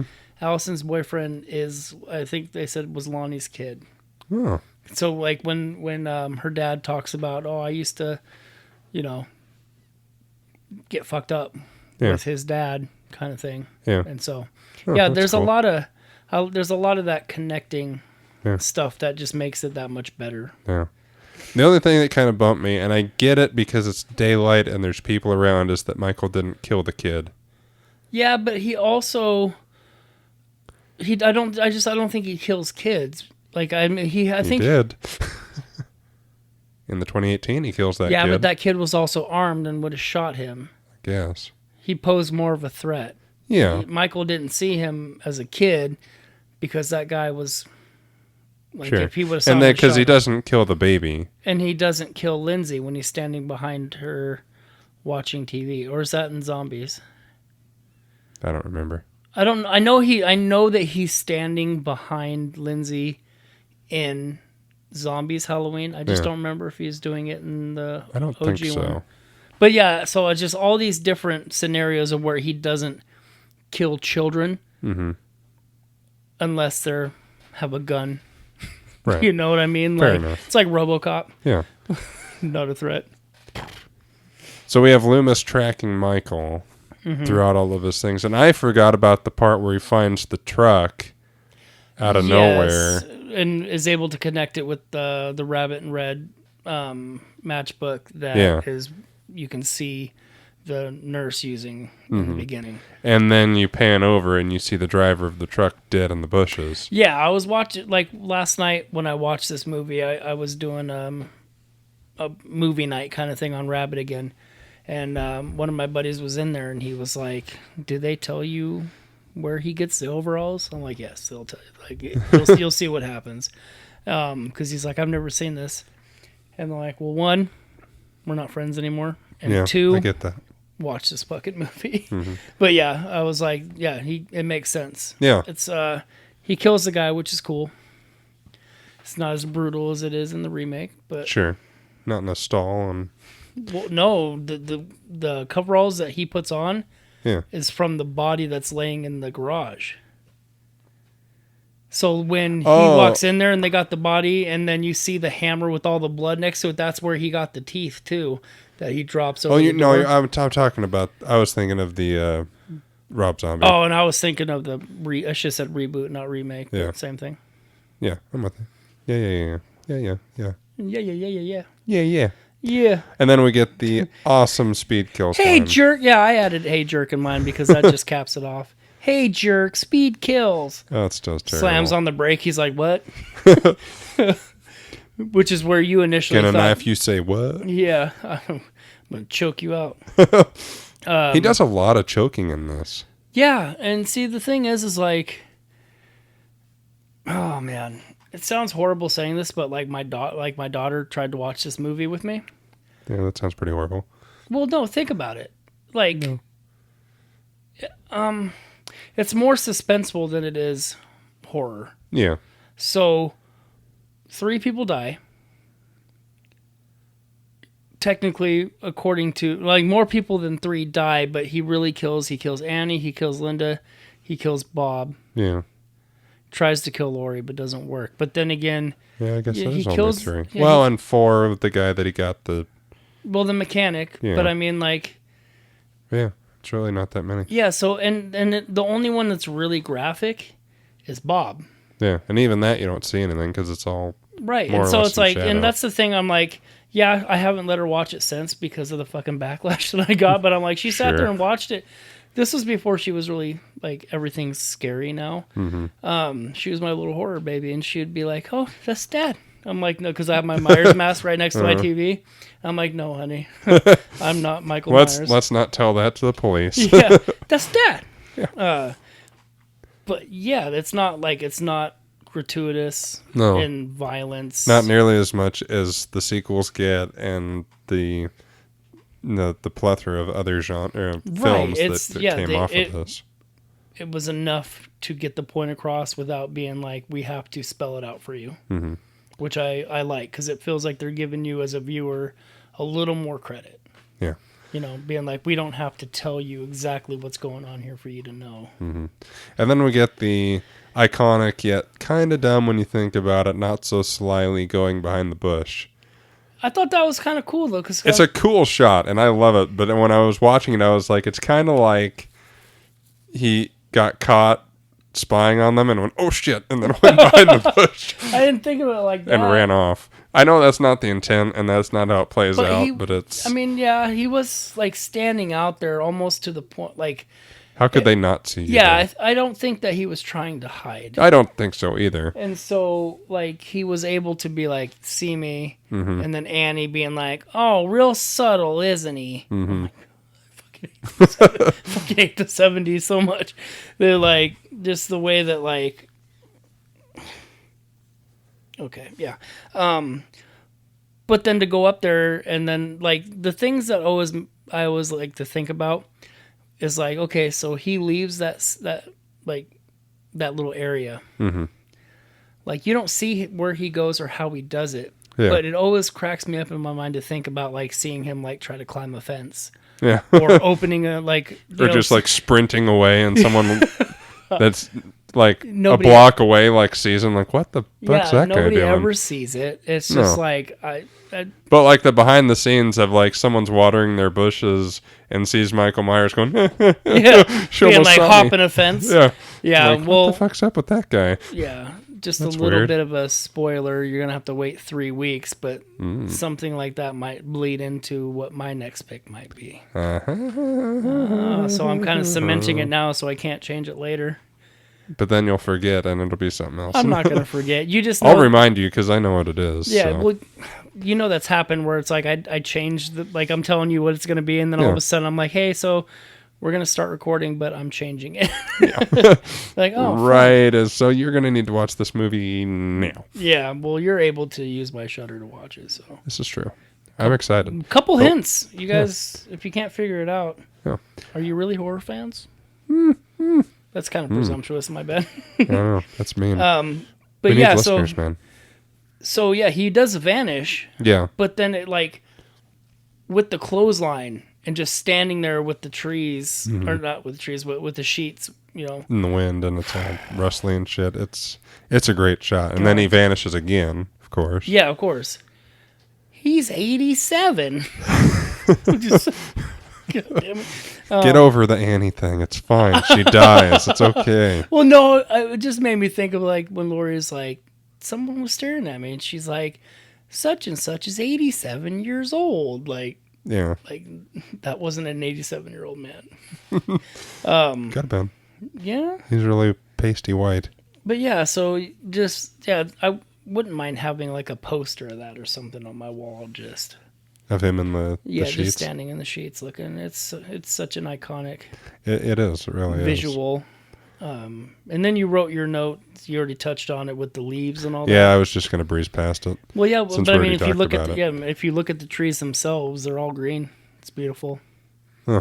Nice spring weather. Yeah, in the I think October. they filmed it in June, but like, and that's the thing that like I was watching a YouTube video where they were talking about the best, like the coolest thing about the potential of sequels to the 2018 is the fact that if they're both being filmed back to back, like it's rumored to be, right, that we'll have all three of those movies filmed in seemingly the same location at around the same time. Yeah. So visually, it'll be seamless. Yes. Yeah. Which makes me very excited to think about. So then Loomis goes to the graveyard, which I don't entirely understand why. But yeah, there's not like yeah, I get that. Like, what makes you think like, okay, so Michael's out. I'm gonna go see if he's at his sister's grave. Like, would he? But I mean, technically, like in the remake, he's chilling. Yeah, he's there. Yeah. You know, so they kind of did that cool. But yeah, there's really no reason to go to the gravesite. Does he like think he's like, oh, Michael's gonna escape, and I know he's just gonna take that tombstone? Or I don't know, or some sign that maybe he's back, like he'll leave flowers or some crazy, like I don't know. Or a dead dog. Yeah, that happens eventually. Right. Yeah, no, like in a non-shitting on it way, that makes sense. Like, yeah. What's the motivation to go there? Yeah. Like, is it to see if it was disturbed? If it was to see if there was any sign that he was there? Mm-hmm. Like. But he does it, and the tombstone's gone, and he goes, he came home. Which I love that tagline, the night he came home. I do too. I use that. I have a Pinterest board of Halloween stuff, and that's... Do you? Yeah, and the title of that subboard is The Night He Came Home. That's great. I think I've tried to fuck with Pinterest. It's just too weird for me. It's so addictive, it hurts my brain. God, my wife says that. She's like, I just will lay there and I'll just mess with Pinterest. And I'm like, don't fucking tell me how to use it. Because you look at stuff and you pin it. It's not that hard. So then we get to the hardware store robbery. We've been talking about this, and we're barely like 10 minutes into the movie, so we need to move along. Oh, do we? Because, I mean, shit, we're only an hour and a half in. Okay. Yeah, we need to move along. Mr. I have to work in the morning? Yeah. All right. Well, yeah, crank through it, man. So he gets to the hardware store and robs it, and I love that the cop is like, oh, he just took some ropes and a couple knives. Must be some damn kids. Like, how does that not concern you? Right. And aren't you a cop? I added the note too, where it kind of like, this is my favorite Annie moment when like, he's like, huh? And then she's, the alarm stops blaring. She's like, and he shouts too. Like, that's my favorite Annie moment. I'm like, that's almost redeeming to me. Yeah, like, that's a good line. Because the way she delivers it, it's just like, and he shouts too. Like, like that was just the perfect delivery for it.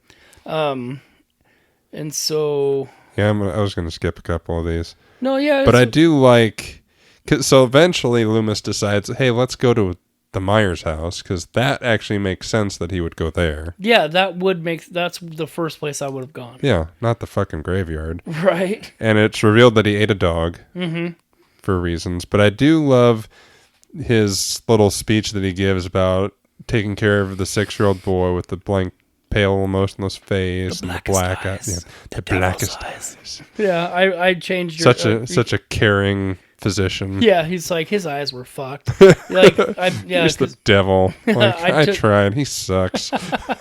I edited yours out, and that's what I wrote. Is I changed it to say the blackest eyes, the devil's eyes, so I wouldn't forget to say it. But like, okay, so you wrote doesn't want the cops to know. No, oh yeah. Yeah. So Loomis is like, hey, don't tell your other cops, and they'll see. And I get the idea of it's Halloween, everyone has masks, they'll see him on every street corner. But it's like Halloween too. Yeah, but it's also like maybe they should have a heads up. Like, there's a killer on the loose. You kind of know where he might be. Suspected killer. They don't know that he's killed anybody yet. Right, but because Loomis didn't see the guard. He killed somebody 15 years ago. Yeah. Even though he's 21 in the movie, the credits say he's 23. So stupid. But yeah, so I mean. But he's off his rocker. I mean, he's a crazy guy on the motherfucker, man. That's the second time we're starting to fucking sync up, and I don't like it.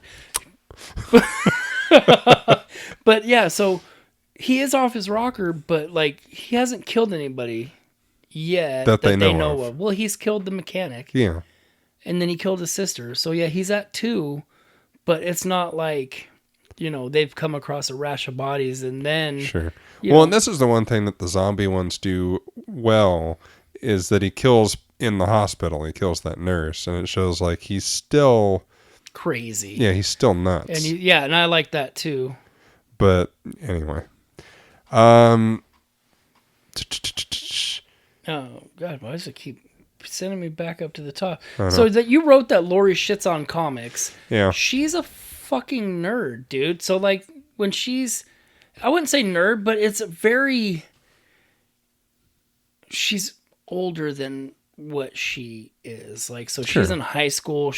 And I didn't want to say prudy because she's like, I think Ben Tramer's hot, but she's very mature for her age. Right. And so she's like Neutron Man and Tarantula Man and all these. And so she's like, I can see why your mom doesn't want you to have them. I'm like, you're in high school. Yeah. Like, comics. You should be a lot cooler than that. Yeah. Like, and most of the superheroes just came out in the last 4 years. Like, yeah, and we're over here talking about fucking Neutron Man and Tarantula Man. There's others. I just remember those two. Yeah. But yeah. What? No, nothing. I thought you were going to start talking. Okay. I thought you were going to start talking, She did kind of shit on the comics a little bit, but more of like, those are pretty tame. Thinking of what comics could actually be, being like, I wouldn't mind reading a Neutron Man from 1978, seeing what that's all about. I think that'd be fun. I'd do. Sounds like a 1939, 40s Batman villain or Superman villain. You know what I mean? Like Neutron Man. Like, here's the power of a neutron, right? He can control locomotives with his remote. But yeah, so then it switches up, and then Annie's babysitting Lindsay, talking on the phone. Really needs to start listening to the dog more. Yeah. Poor Lester, man. I know. Like, I always hate when that happens. That dog was I always say that dog's a beautiful dog, but that dog was vicious looking. That, like, the way that dog barked would be enough for me to leave. Yeah. I'd be like, I want to kill people, but dog bites. I don't. And then we get to the point to where, when I said Annie was redeeming herself, and she's like, Lindsay, get this dog out of here again. Or Lindsay, the dog's barking again and getting on my nerves again. And I'm like, that's too many agains right there. Just go get choked in a car already. God damn. I know, dude, like literally never had a problem with Annie until I watched this movie last night. Stirred up some deep emotions. Apparently, and I was just like, what made me think of it was doing the goddamn scorecard. So essentially, it's your fault. Cool. I like that. I'm okay with that. Are and you? then she strips down in the kitchen, which is perfectly fine. I don't really see... I don't have a problem with that either. No, I don't. You know, it's an aesthetic choice, and it's just what you do, and it's a great way to stay in I've done shape. it. I do it when I get home sometimes. And Well, they're- that took the joy of that out. You're welcome. Right, gone. And then they kill off Lester, which is really sad. Yeah, it was, because he just, like... He was just trying to protect the girl. I want to Probably know not how... Annie, but... I want to know how they did that, because, like, you see him holding up the dog, and then the legs just go limp. You know, that indication that it died. Yeah. But, like, how did they do that without actually killing the dog? Well, it's 70s. They can do whatever they want. It's fine.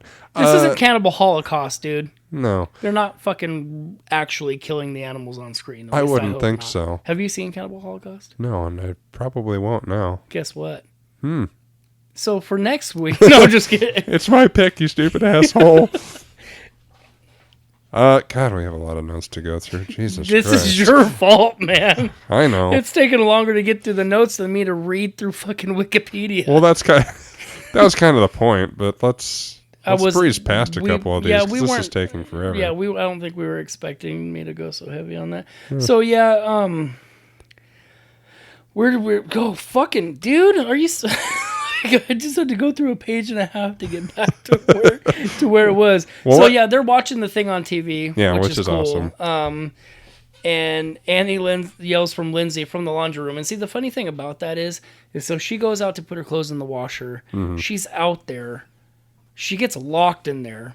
And she expects Lindsay to hear her from out there when she wasn't even the paying TV is blaring. She wasn't even paying attention to her when she was in the fucking kitchen. Yeah. So it's like, that'd be like me yelling at you from right here and then going upstairs and being like yelling at you from up there and expecting any fucking difference.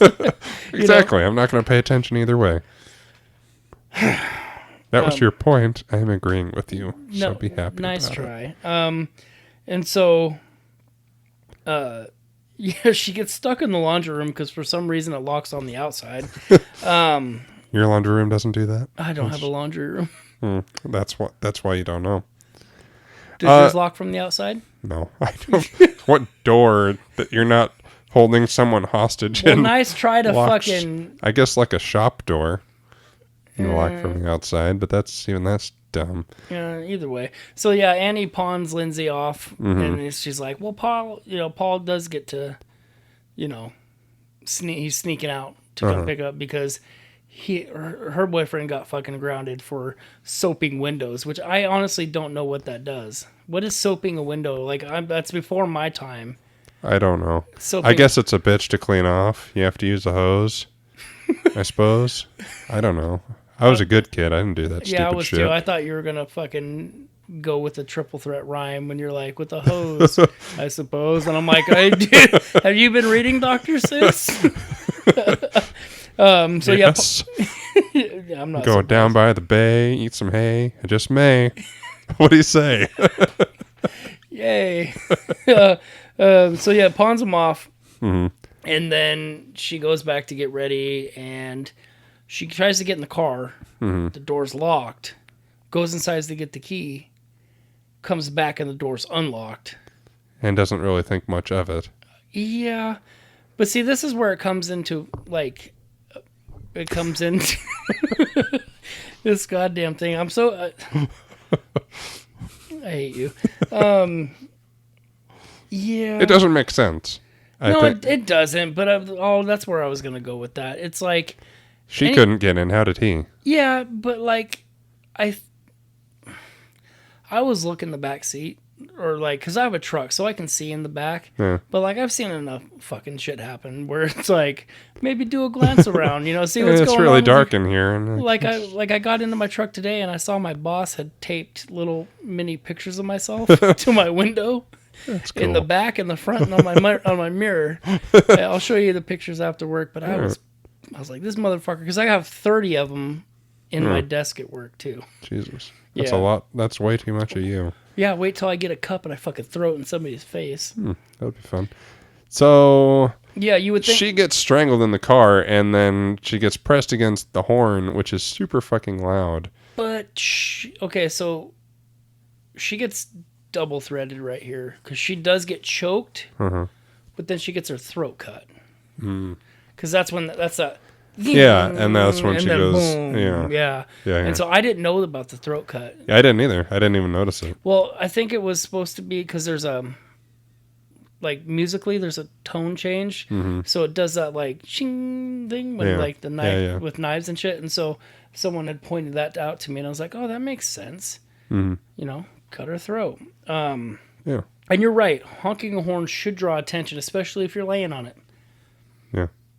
You would think so. Like, is there no one else in this fucking neighborhood? It's Halloween. Who's handing out the candy? Yeah. Honestly, it's Where's Halloween. the kids trick-or-treating? You see one group of kids trick-or-treating in this movie. It's one of those boring neighborhoods where... They trick-or-treat at like 4:30. Yeah. All the people that own the houses are old and hate kids and don't give out candy. Get off my lawn. Well, speaking of creeping out, Loomis and those kids, so apparently it's a dare for some kids to go up to the Myers house, which I totally get. Tommy freaks out over the boogeyman, though, with him carrying Annie into the house. I know. I was trying to get through some stuff because we have a lot more to cover. Well, I don't... Okay, so I'm just going to assume if you skip something that you don't want to talk about. That I did it on purpose. That's giving you a lot of credit. So, yeah. Get your ass away from there.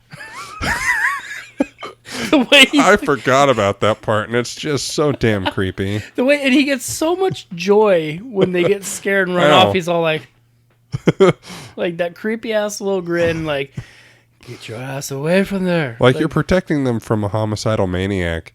Maybe have some tact. Do you want him to do the crazy fucking running around with a gun? Like, no. Yeah, get out of here. Let's get to your houses. It worked. I know I have a horrible Loomis, okay? Yeah, you do. It's fine. We're going to move on. It's cool. It's all good. It's all good. But it's weird because Loomis doesn't do very good at convincing anybody that what he's prattling on about is actually happening. But also, Brackett doesn't seem to care that much that there could be a crazy person on the loose. Well, he does get to a point to where he's like, all right, we'll check it out. Yeah. But then again, at the same time, if you think about... If you had Loomis come up to you and be like, hey, whatever's going on, you might be like, whatever, cool cheese. Yeah, this guy kind of seems like a crazy pants. And so it might be a little difficult to take him seriously. But I'm just going to let you start leading off because you're starting to rush it. You're starting to rush me like, we got to get through. We got to get through. I don't know which ones you want to skip, so... Well, if there's something you want to talk about, then just talk about it. No, you gave me shit last time I did that. You're like, I skipped it for a reason. Well, because so then he goes to what's-her-face's house. I called her Stacy because I couldn't remember her name. Yeah, Linda. Sweet, sweet Linda. Sweet Linda. Get me a beer, stupid. It's so fucked up, too, in the remake when she's like, she tells the dude, get her a beer. He's like, why? I'm the one doing all the heavy lifting. And I was like, oh, that's a fucking zing, dude. Like, and she doesn't even say anything. Like, I thought she called him out on that. And I don't remember. Called him a dick or something. I think she did, but come on.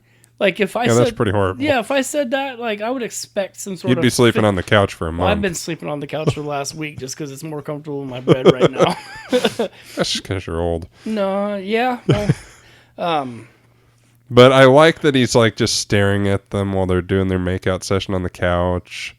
And then... But I do find it strange that there is a lit jack-o'-lantern on her nightstand.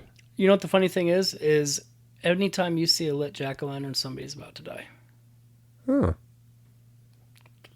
Boom. Yeah, I forgot about that. It still doesn't make sense that you would have a lit jack-o'-lantern on your nightstand. I mean, it's a cool nightlight, sure, but that's dangerous. Yeah, I've never had a lit... I don't think I've ever had a lit jack-o'-lantern in my house. No, it goes from the kitchen where you're baking it to your front porch to the garbage can. That's about...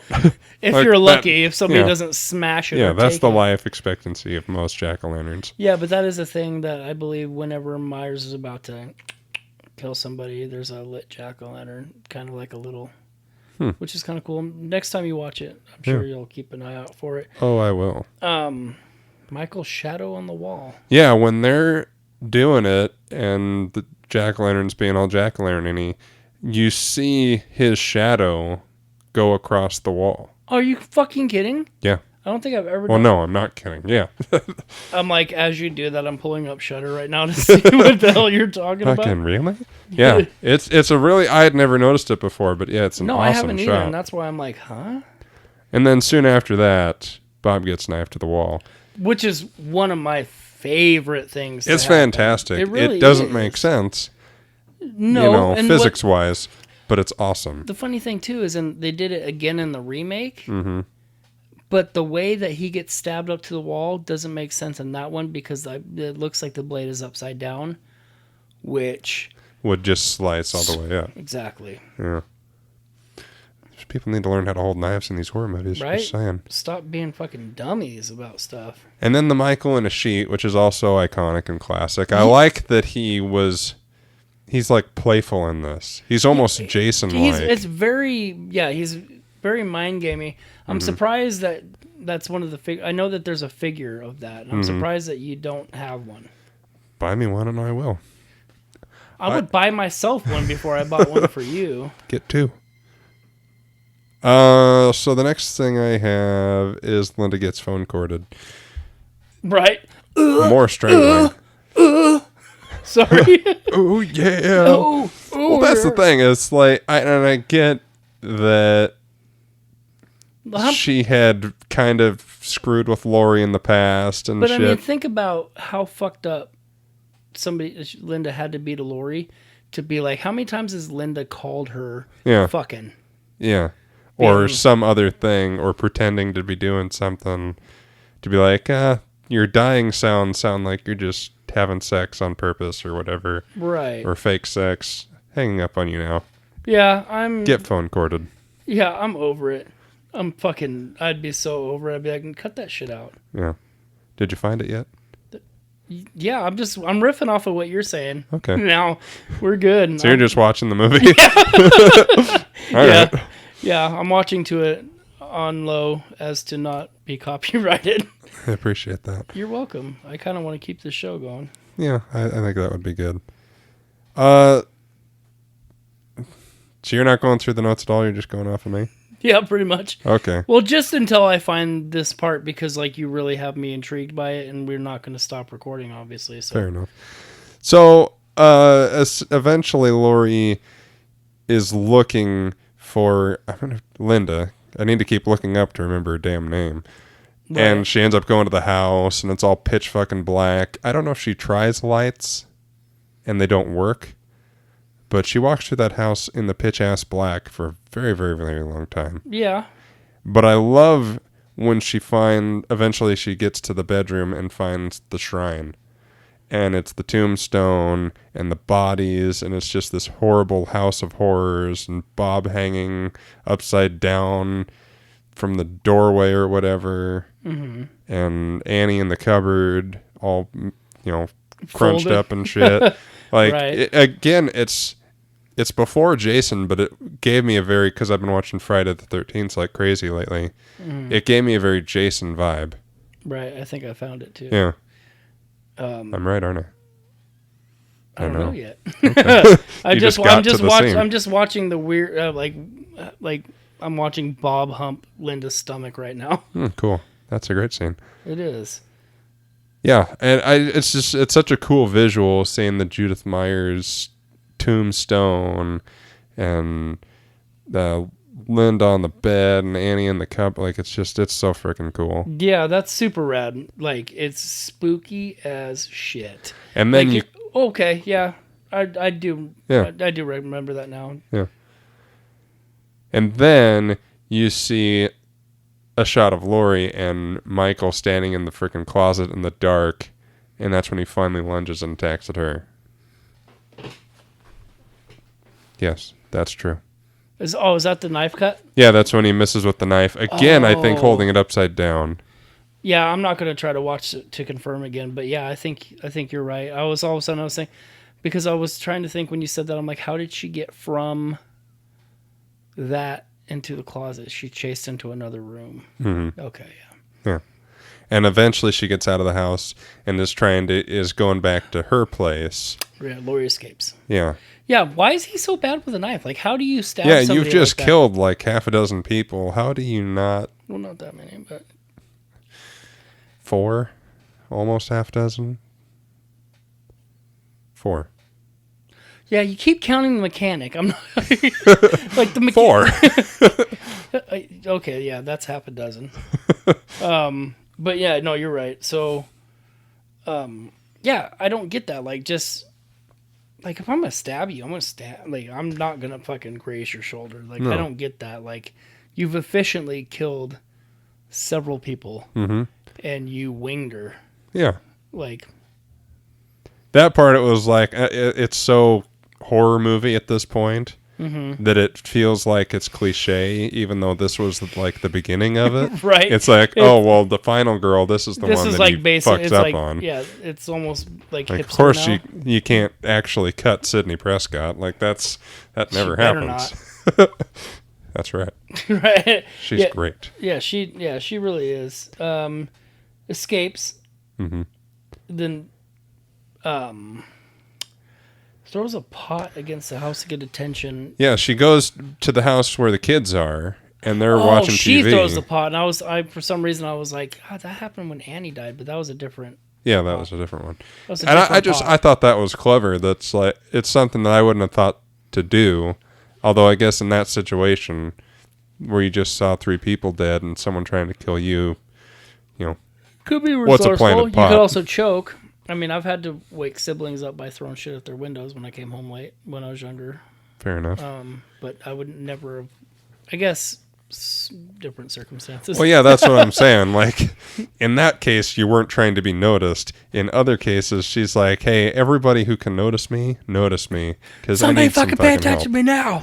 me now. Yeah, so she And Tommy takes forever to get to the fucking door. son of a bitch. And Like, bring some keys. The funny thing is when you see her running to the house, she goes to open the door on the right side. And then when Tommy opens the door, he opens it from the inside on the right side. Huh. Yep, you're welcome. So yeah, he does take forever. The door gets open. Lori gets in. Yeah. But there was a door open in the back, and Michael got in the house. And then they have that scuffle in the living room, and she stabs him in the neck. Oh yeah, with the whatever. Yeah, with the crochet needle, Yeah. which I thought was cool in Halloween 2018 when you could see the hole in the side of the mask. Huh. There's I didn't catch that. Yeah, there's a little Puncture hole? Yeah, and in fact, if you're watching it, you look on the side of James Jude Courtney's neck. It's a scar. That's cool. Yeah. So yeah, there's a scuffle. And then she just like relaxes on the couch, and She's like, "Oh, it's okay." Yeah, she's so chill. Like anytime She does it something happens- twice. Yes, she does. it's like, oh, I got him this time. Yeah. He's not getting up Yeah, now. we're gonna talk about that next one. Fucking bullshit. So yeah, she fucking Loomis casually goes for a stroll. Yeah, he's just like there's no rush, Oh, no he's just urgency. outside walking around? Yeah, he's just like, oh, I wonder if he's in that house. It's a beautiful Halloween night. He could be killing someone in that house. It's hard to say. I Right. don't know. Just keep walking, and then Boom. boom, he appears again. Yeah, you can't. Big kill, frickin' shock. Yeah, right. You can't kill the boogeyman. No, you can't. Chases her upstairs. Well, she runs upstairs. Doesn't exactly chase. No, he's not a runner. No, but like the closet scene is one of my favorites, just Oh, yeah. because it's so Just the visual of that. the angle. Yeah, the just angle coming down, in going and up. then like it, because it's not a practical angle like where No. you would like it works for that, but like It makes him seem so much more imposing and threatening. Of like she's cowering in the closet, and he's just like yeah, they right do a above really her. good job of making him look bigger than he is. Yeah. Because I don't think Nick Castle was a big guy. Mm-mm. And so, yeah, that Michael Smash. I was wondering what stupid little thing. I he didn't had. have a lot of good ones. So No. I didn't even think to read them, but But see, what she did is basically what anybody in that situation would do. yeah, where she fashions the coat hanger into a thing, and gets him right in the eyeball. which is what's awesome. I yeah, love that's that. what I'm saying. That's what anybody like. I would have tried to do the same thing. I'm not Yeah. gonna try to fist fight him. No, But then you don't have the angle, if anything else. Yeah, exactly. And then when he drops the knife and picks it up, you asked if it, got him in the arm. It almost looked like it got him In the like, chest? like in this area right here. For those of you listening at home, he's pointing to his left breast. chest/stomach-ish area. Yeah, it looks like she gets him like the ribs. Yeah, I'd say rib just section? around the ribs, not so much the abdomen, but she could have got him in the arm. I couldn't really. It looked like arm to me, but I could be wrong. And see, the thing is with that though too is like I don't think, obviously, as we'll see later, it doesn't matter where because it's not going to stop him. No, but then she drops the fucking knife again next to him. Yeah, it's like, oh, I got out here, fucking throw my knife on the ground, like. If nothing else, even if you're going to leave the area and just turn your back on him, keep the knife in your damn hand.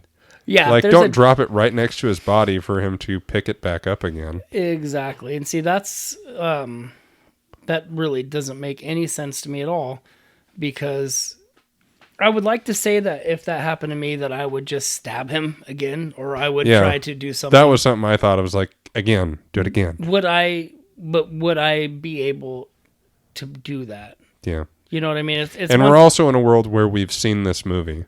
Yeah. Where she isn't. Well, of course, but I'm just thinking about how I am as a person in reality. If I was in that situation, like, would I be able to repeatedly stab this guy that is seemingly dead on the ground? Yeah. Would I, cut his head off? I wouldn't go that far. Yeah, that seems a bit much. Would I remove it? Would I put it on my fireplace? Yeah. I don't know, but candles are nice. So the kids run for help, and they find Loomis instead. Yeah. Fuck. Where is he? Yeah. I forgot that's what I was doing. Yeah. Yeah, I should probably find him. They take him back to the house, and Lori's just like an idiot sitting there with her back to where he was. Yeah, like, why are you still in the damn house? Well, she's got this, like you said, she's got this thing about relaxing after she fucking handles business. Oh, he's dead this time. She's like, well, I did it once, I'll do it again, motherfucker. Just sit there. Which is kind of cool, though, because, like, when he gets up, he does the really badass core strength fucking slow rise. Yeah. Pops up. And then she's like, okay, gets up, slowly starts to move away, and then he doesn't even pick up the knife. No. So that was kind of nice that he didn't see where it was. But then he goes to try to strangle her, but, she's fighting him off. Right. And then she takes his mask off, and then he stops to put it back on, and then Loomis is like, nice. Dude, yeah, that was really cool. With the lazy eye thing, and then, which is obviously... we'll move this is past it. Karma, dude, for me talking shit. It is. Yeah, so I kind of wonder how much damage would, taking a coat hanger into the eye would do. But depending on the angle, if you get it just right, it could have really screwed his eye. Right, and I don't think that necessarily gave him a lazy eye or like that deformed upper eye, but didn't help. Yeah, just nitpicky. Yeah. So then Loomis he drops a 6-banger right into him. And the funny thing is when Michael fall down, go boom. So if you watch that scene when he gets shot and then he's, boom, boom, boom on his way back, and then he gets to the balcony, he basically steps off and then falls, right? Yeah. But the thing is it's a balcony. That would be like him walking off he basically walked off a platform. It's a movie mistake, it's not like, because if he would have been shot off, he would have flipped and landed in a different way. Right. And the funny thing is if you watch Halloween 2, they show that from a different angle and you could actually see the platform. Oh, that sucks. You're like, God damn it. Yeah. And so, the classic, he's there. He's not there. Yeah. And like, oh, okay. Which was kind of cool. We talked about it in, the setup. Like, it really does kind of be, it's kind of creepy being like, wow, this guy. Yeah, he just kind of vanishes. And it's a cool way to end a movie, but knowing that there are sequels and all of those things, it was like, and the whole drive of Loomis is catching him. It's like, that's how it ends. It's like, oh, well, he's gone again. Yeah, I'd be kind of pissed. It's kind of like me watching Lord of the Rings when it came out after high school, and not remembering that it was a trilogy of books. And so when the first one ends and they're walking down the hill doing it, I'm like, are you fucking kidding me? And my friend's like, oh, there'll be another one that comes out in a couple of months. And I had no idea. I'm like, oh, okay, thank God. Because I was, you're like, that's how it ends? You're like, That's what? stupid. You're like, this is bullshit. But I really do like, the music starts. Mm-hmm.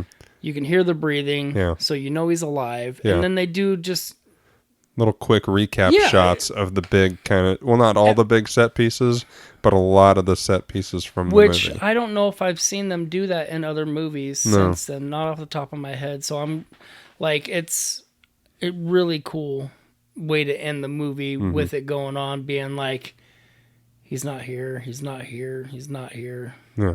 He was, but Not anymore. right. Like, He gone. You fucked. He gone. Yeah, it was great. Yeah. So we'll go ahead and dive into the scorecard. Okay. My best killer scare is a two-parter. So my best kill is Bob getting pinned to the wall. Me too. It's iconic.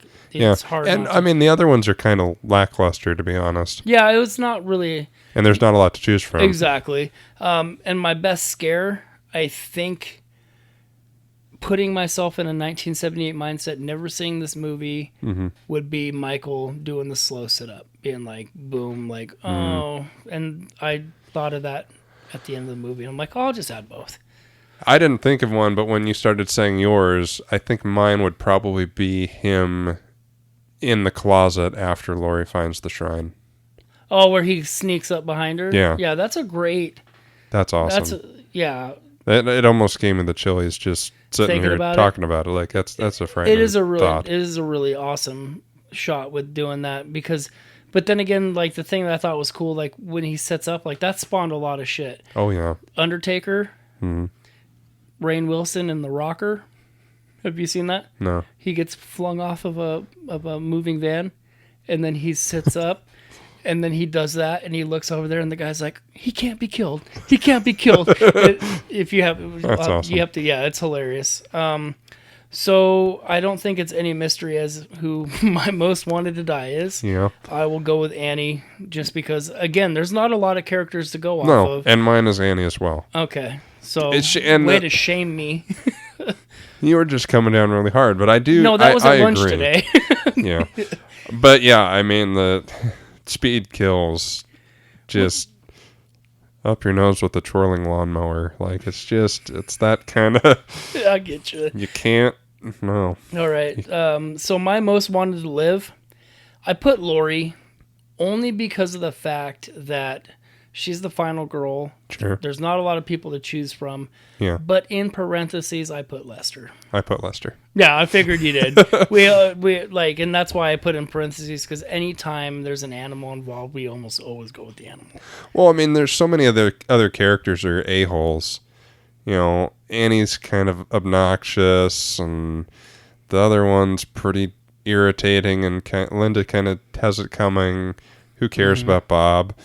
So it's like, Lester is poor just... Bob.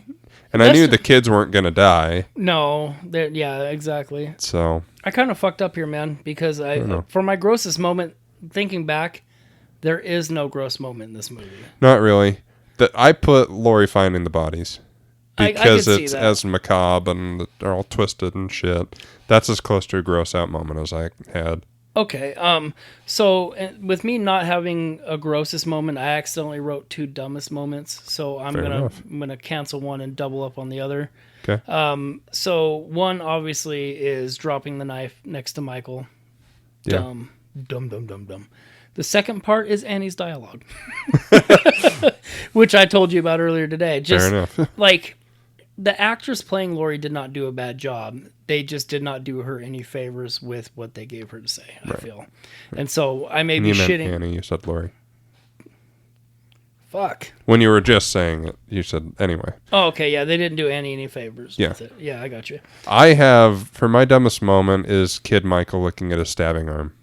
That is always Why bugged did me. I not see that coming? Every time, like, even when I was a kid, I think, seeing that moment, I was like, that's strange. Like, yeah. Why would you do that? That's a Right. weird choice. You're Fair taking enough. us away from him killing his sister to be like, hey, my arm. You just want to see her getting stabbed, dude. Yeah, I mean, it's just that's the point, and that's what you would be doing as the Right. killer. You'd be watching what you're doing. Yeah, looking not up at like, your, hey, your arm. Yeah, I get that. That makes sense. So our special category this week or this episode is the best version of the Meyer stock. Yeah. So my favorite is, there's so many, Oh no. and I was like, what can I say that will not be, standing by the bush or standing in the, in the backyard. Your obviously best moments, but so the one I went to is I really like when Annie's in the kitchen and she's walking back and forth on the phone and he's standing in the open doorway essentially, or the window. Yeah. And you see her walk by and she doesn't, well, obviously she doesn't see him there, but like she walks by and then he's still there and then she turns around to go, but then when it pans back, he's gone. I really like that. That was I just went with that as to not be obvious. I like yours better because I went obvious. Them walking home from school and that whole thing is, I mean, it's just amazing. fantastic. Then like, I was like, what can we go with? Because they're like, I like that you went more unique than me, but it's just, them walking home is just such a great choreographed, cool. and the funny thing is like the one thing that I don't know if it was intentional, but I noticed last night was there's a part where they show Lori walking in the beginning before she meets up with Tommy, that if you look like 3 blocks down the road, you can almost see the tail end of a tan station wagon drive by.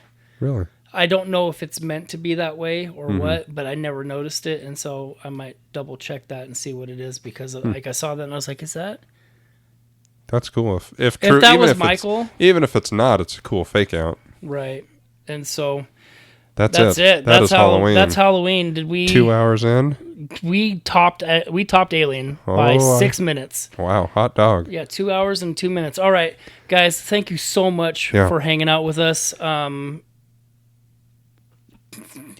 Yeah, I need to do my pick for the next one. Yeah, I was gonna do the socials and lead into that, and then I was gonna have you end with yours. Then go and so, for your shit. There. We've had quite an uptick with, we're almost reaching 200 likes on Facebook. Yeah. It may seem insignificant, but holy fuck, it's awesome. Yeah. And so thank keep you. that going. Yeah. You can find us on Facebook, Pod and Gore Podcast. We're on Instagram. We're on Twitter at Gore_pod. You can email us at podandgore@gmail.com. Like, email me right now and I'll get the fucking message. Yeah. Quick shout out to Kuro on YouTube for watching all the videos and commenting on them. He commented on Scanners saying everybody's a bad guy, essentially. Yes. And yes, it seemed It's that true. way to me too. And so thank you again for that. Just hit us up. I mean, we obviously Justin's about to drop his next movie. I have my movie planned for after that, which Justin's super hyped for. But Indeed. if you have a movie, let us know. Yeah. And we will get into it as soon as we can. And without further ado, lay it on us.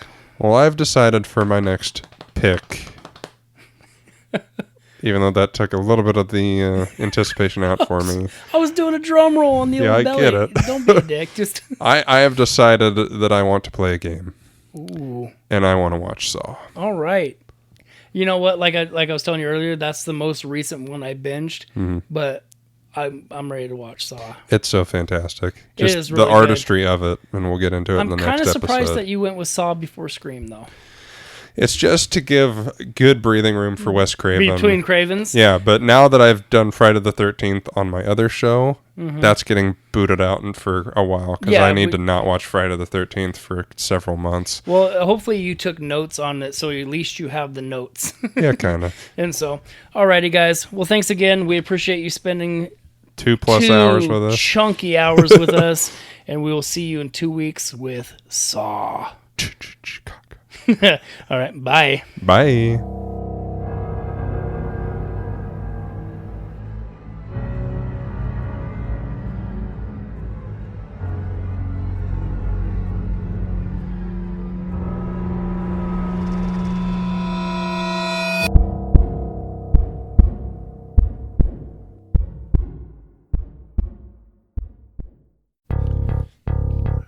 Do you love Batman? Do you love Frasier? Do you love Seinfeld? Do you love Dr. Seuss? Do you love James Bond? Do you love Captain America? Oh, hell, do you just love everything that's nerd-related? I know I do.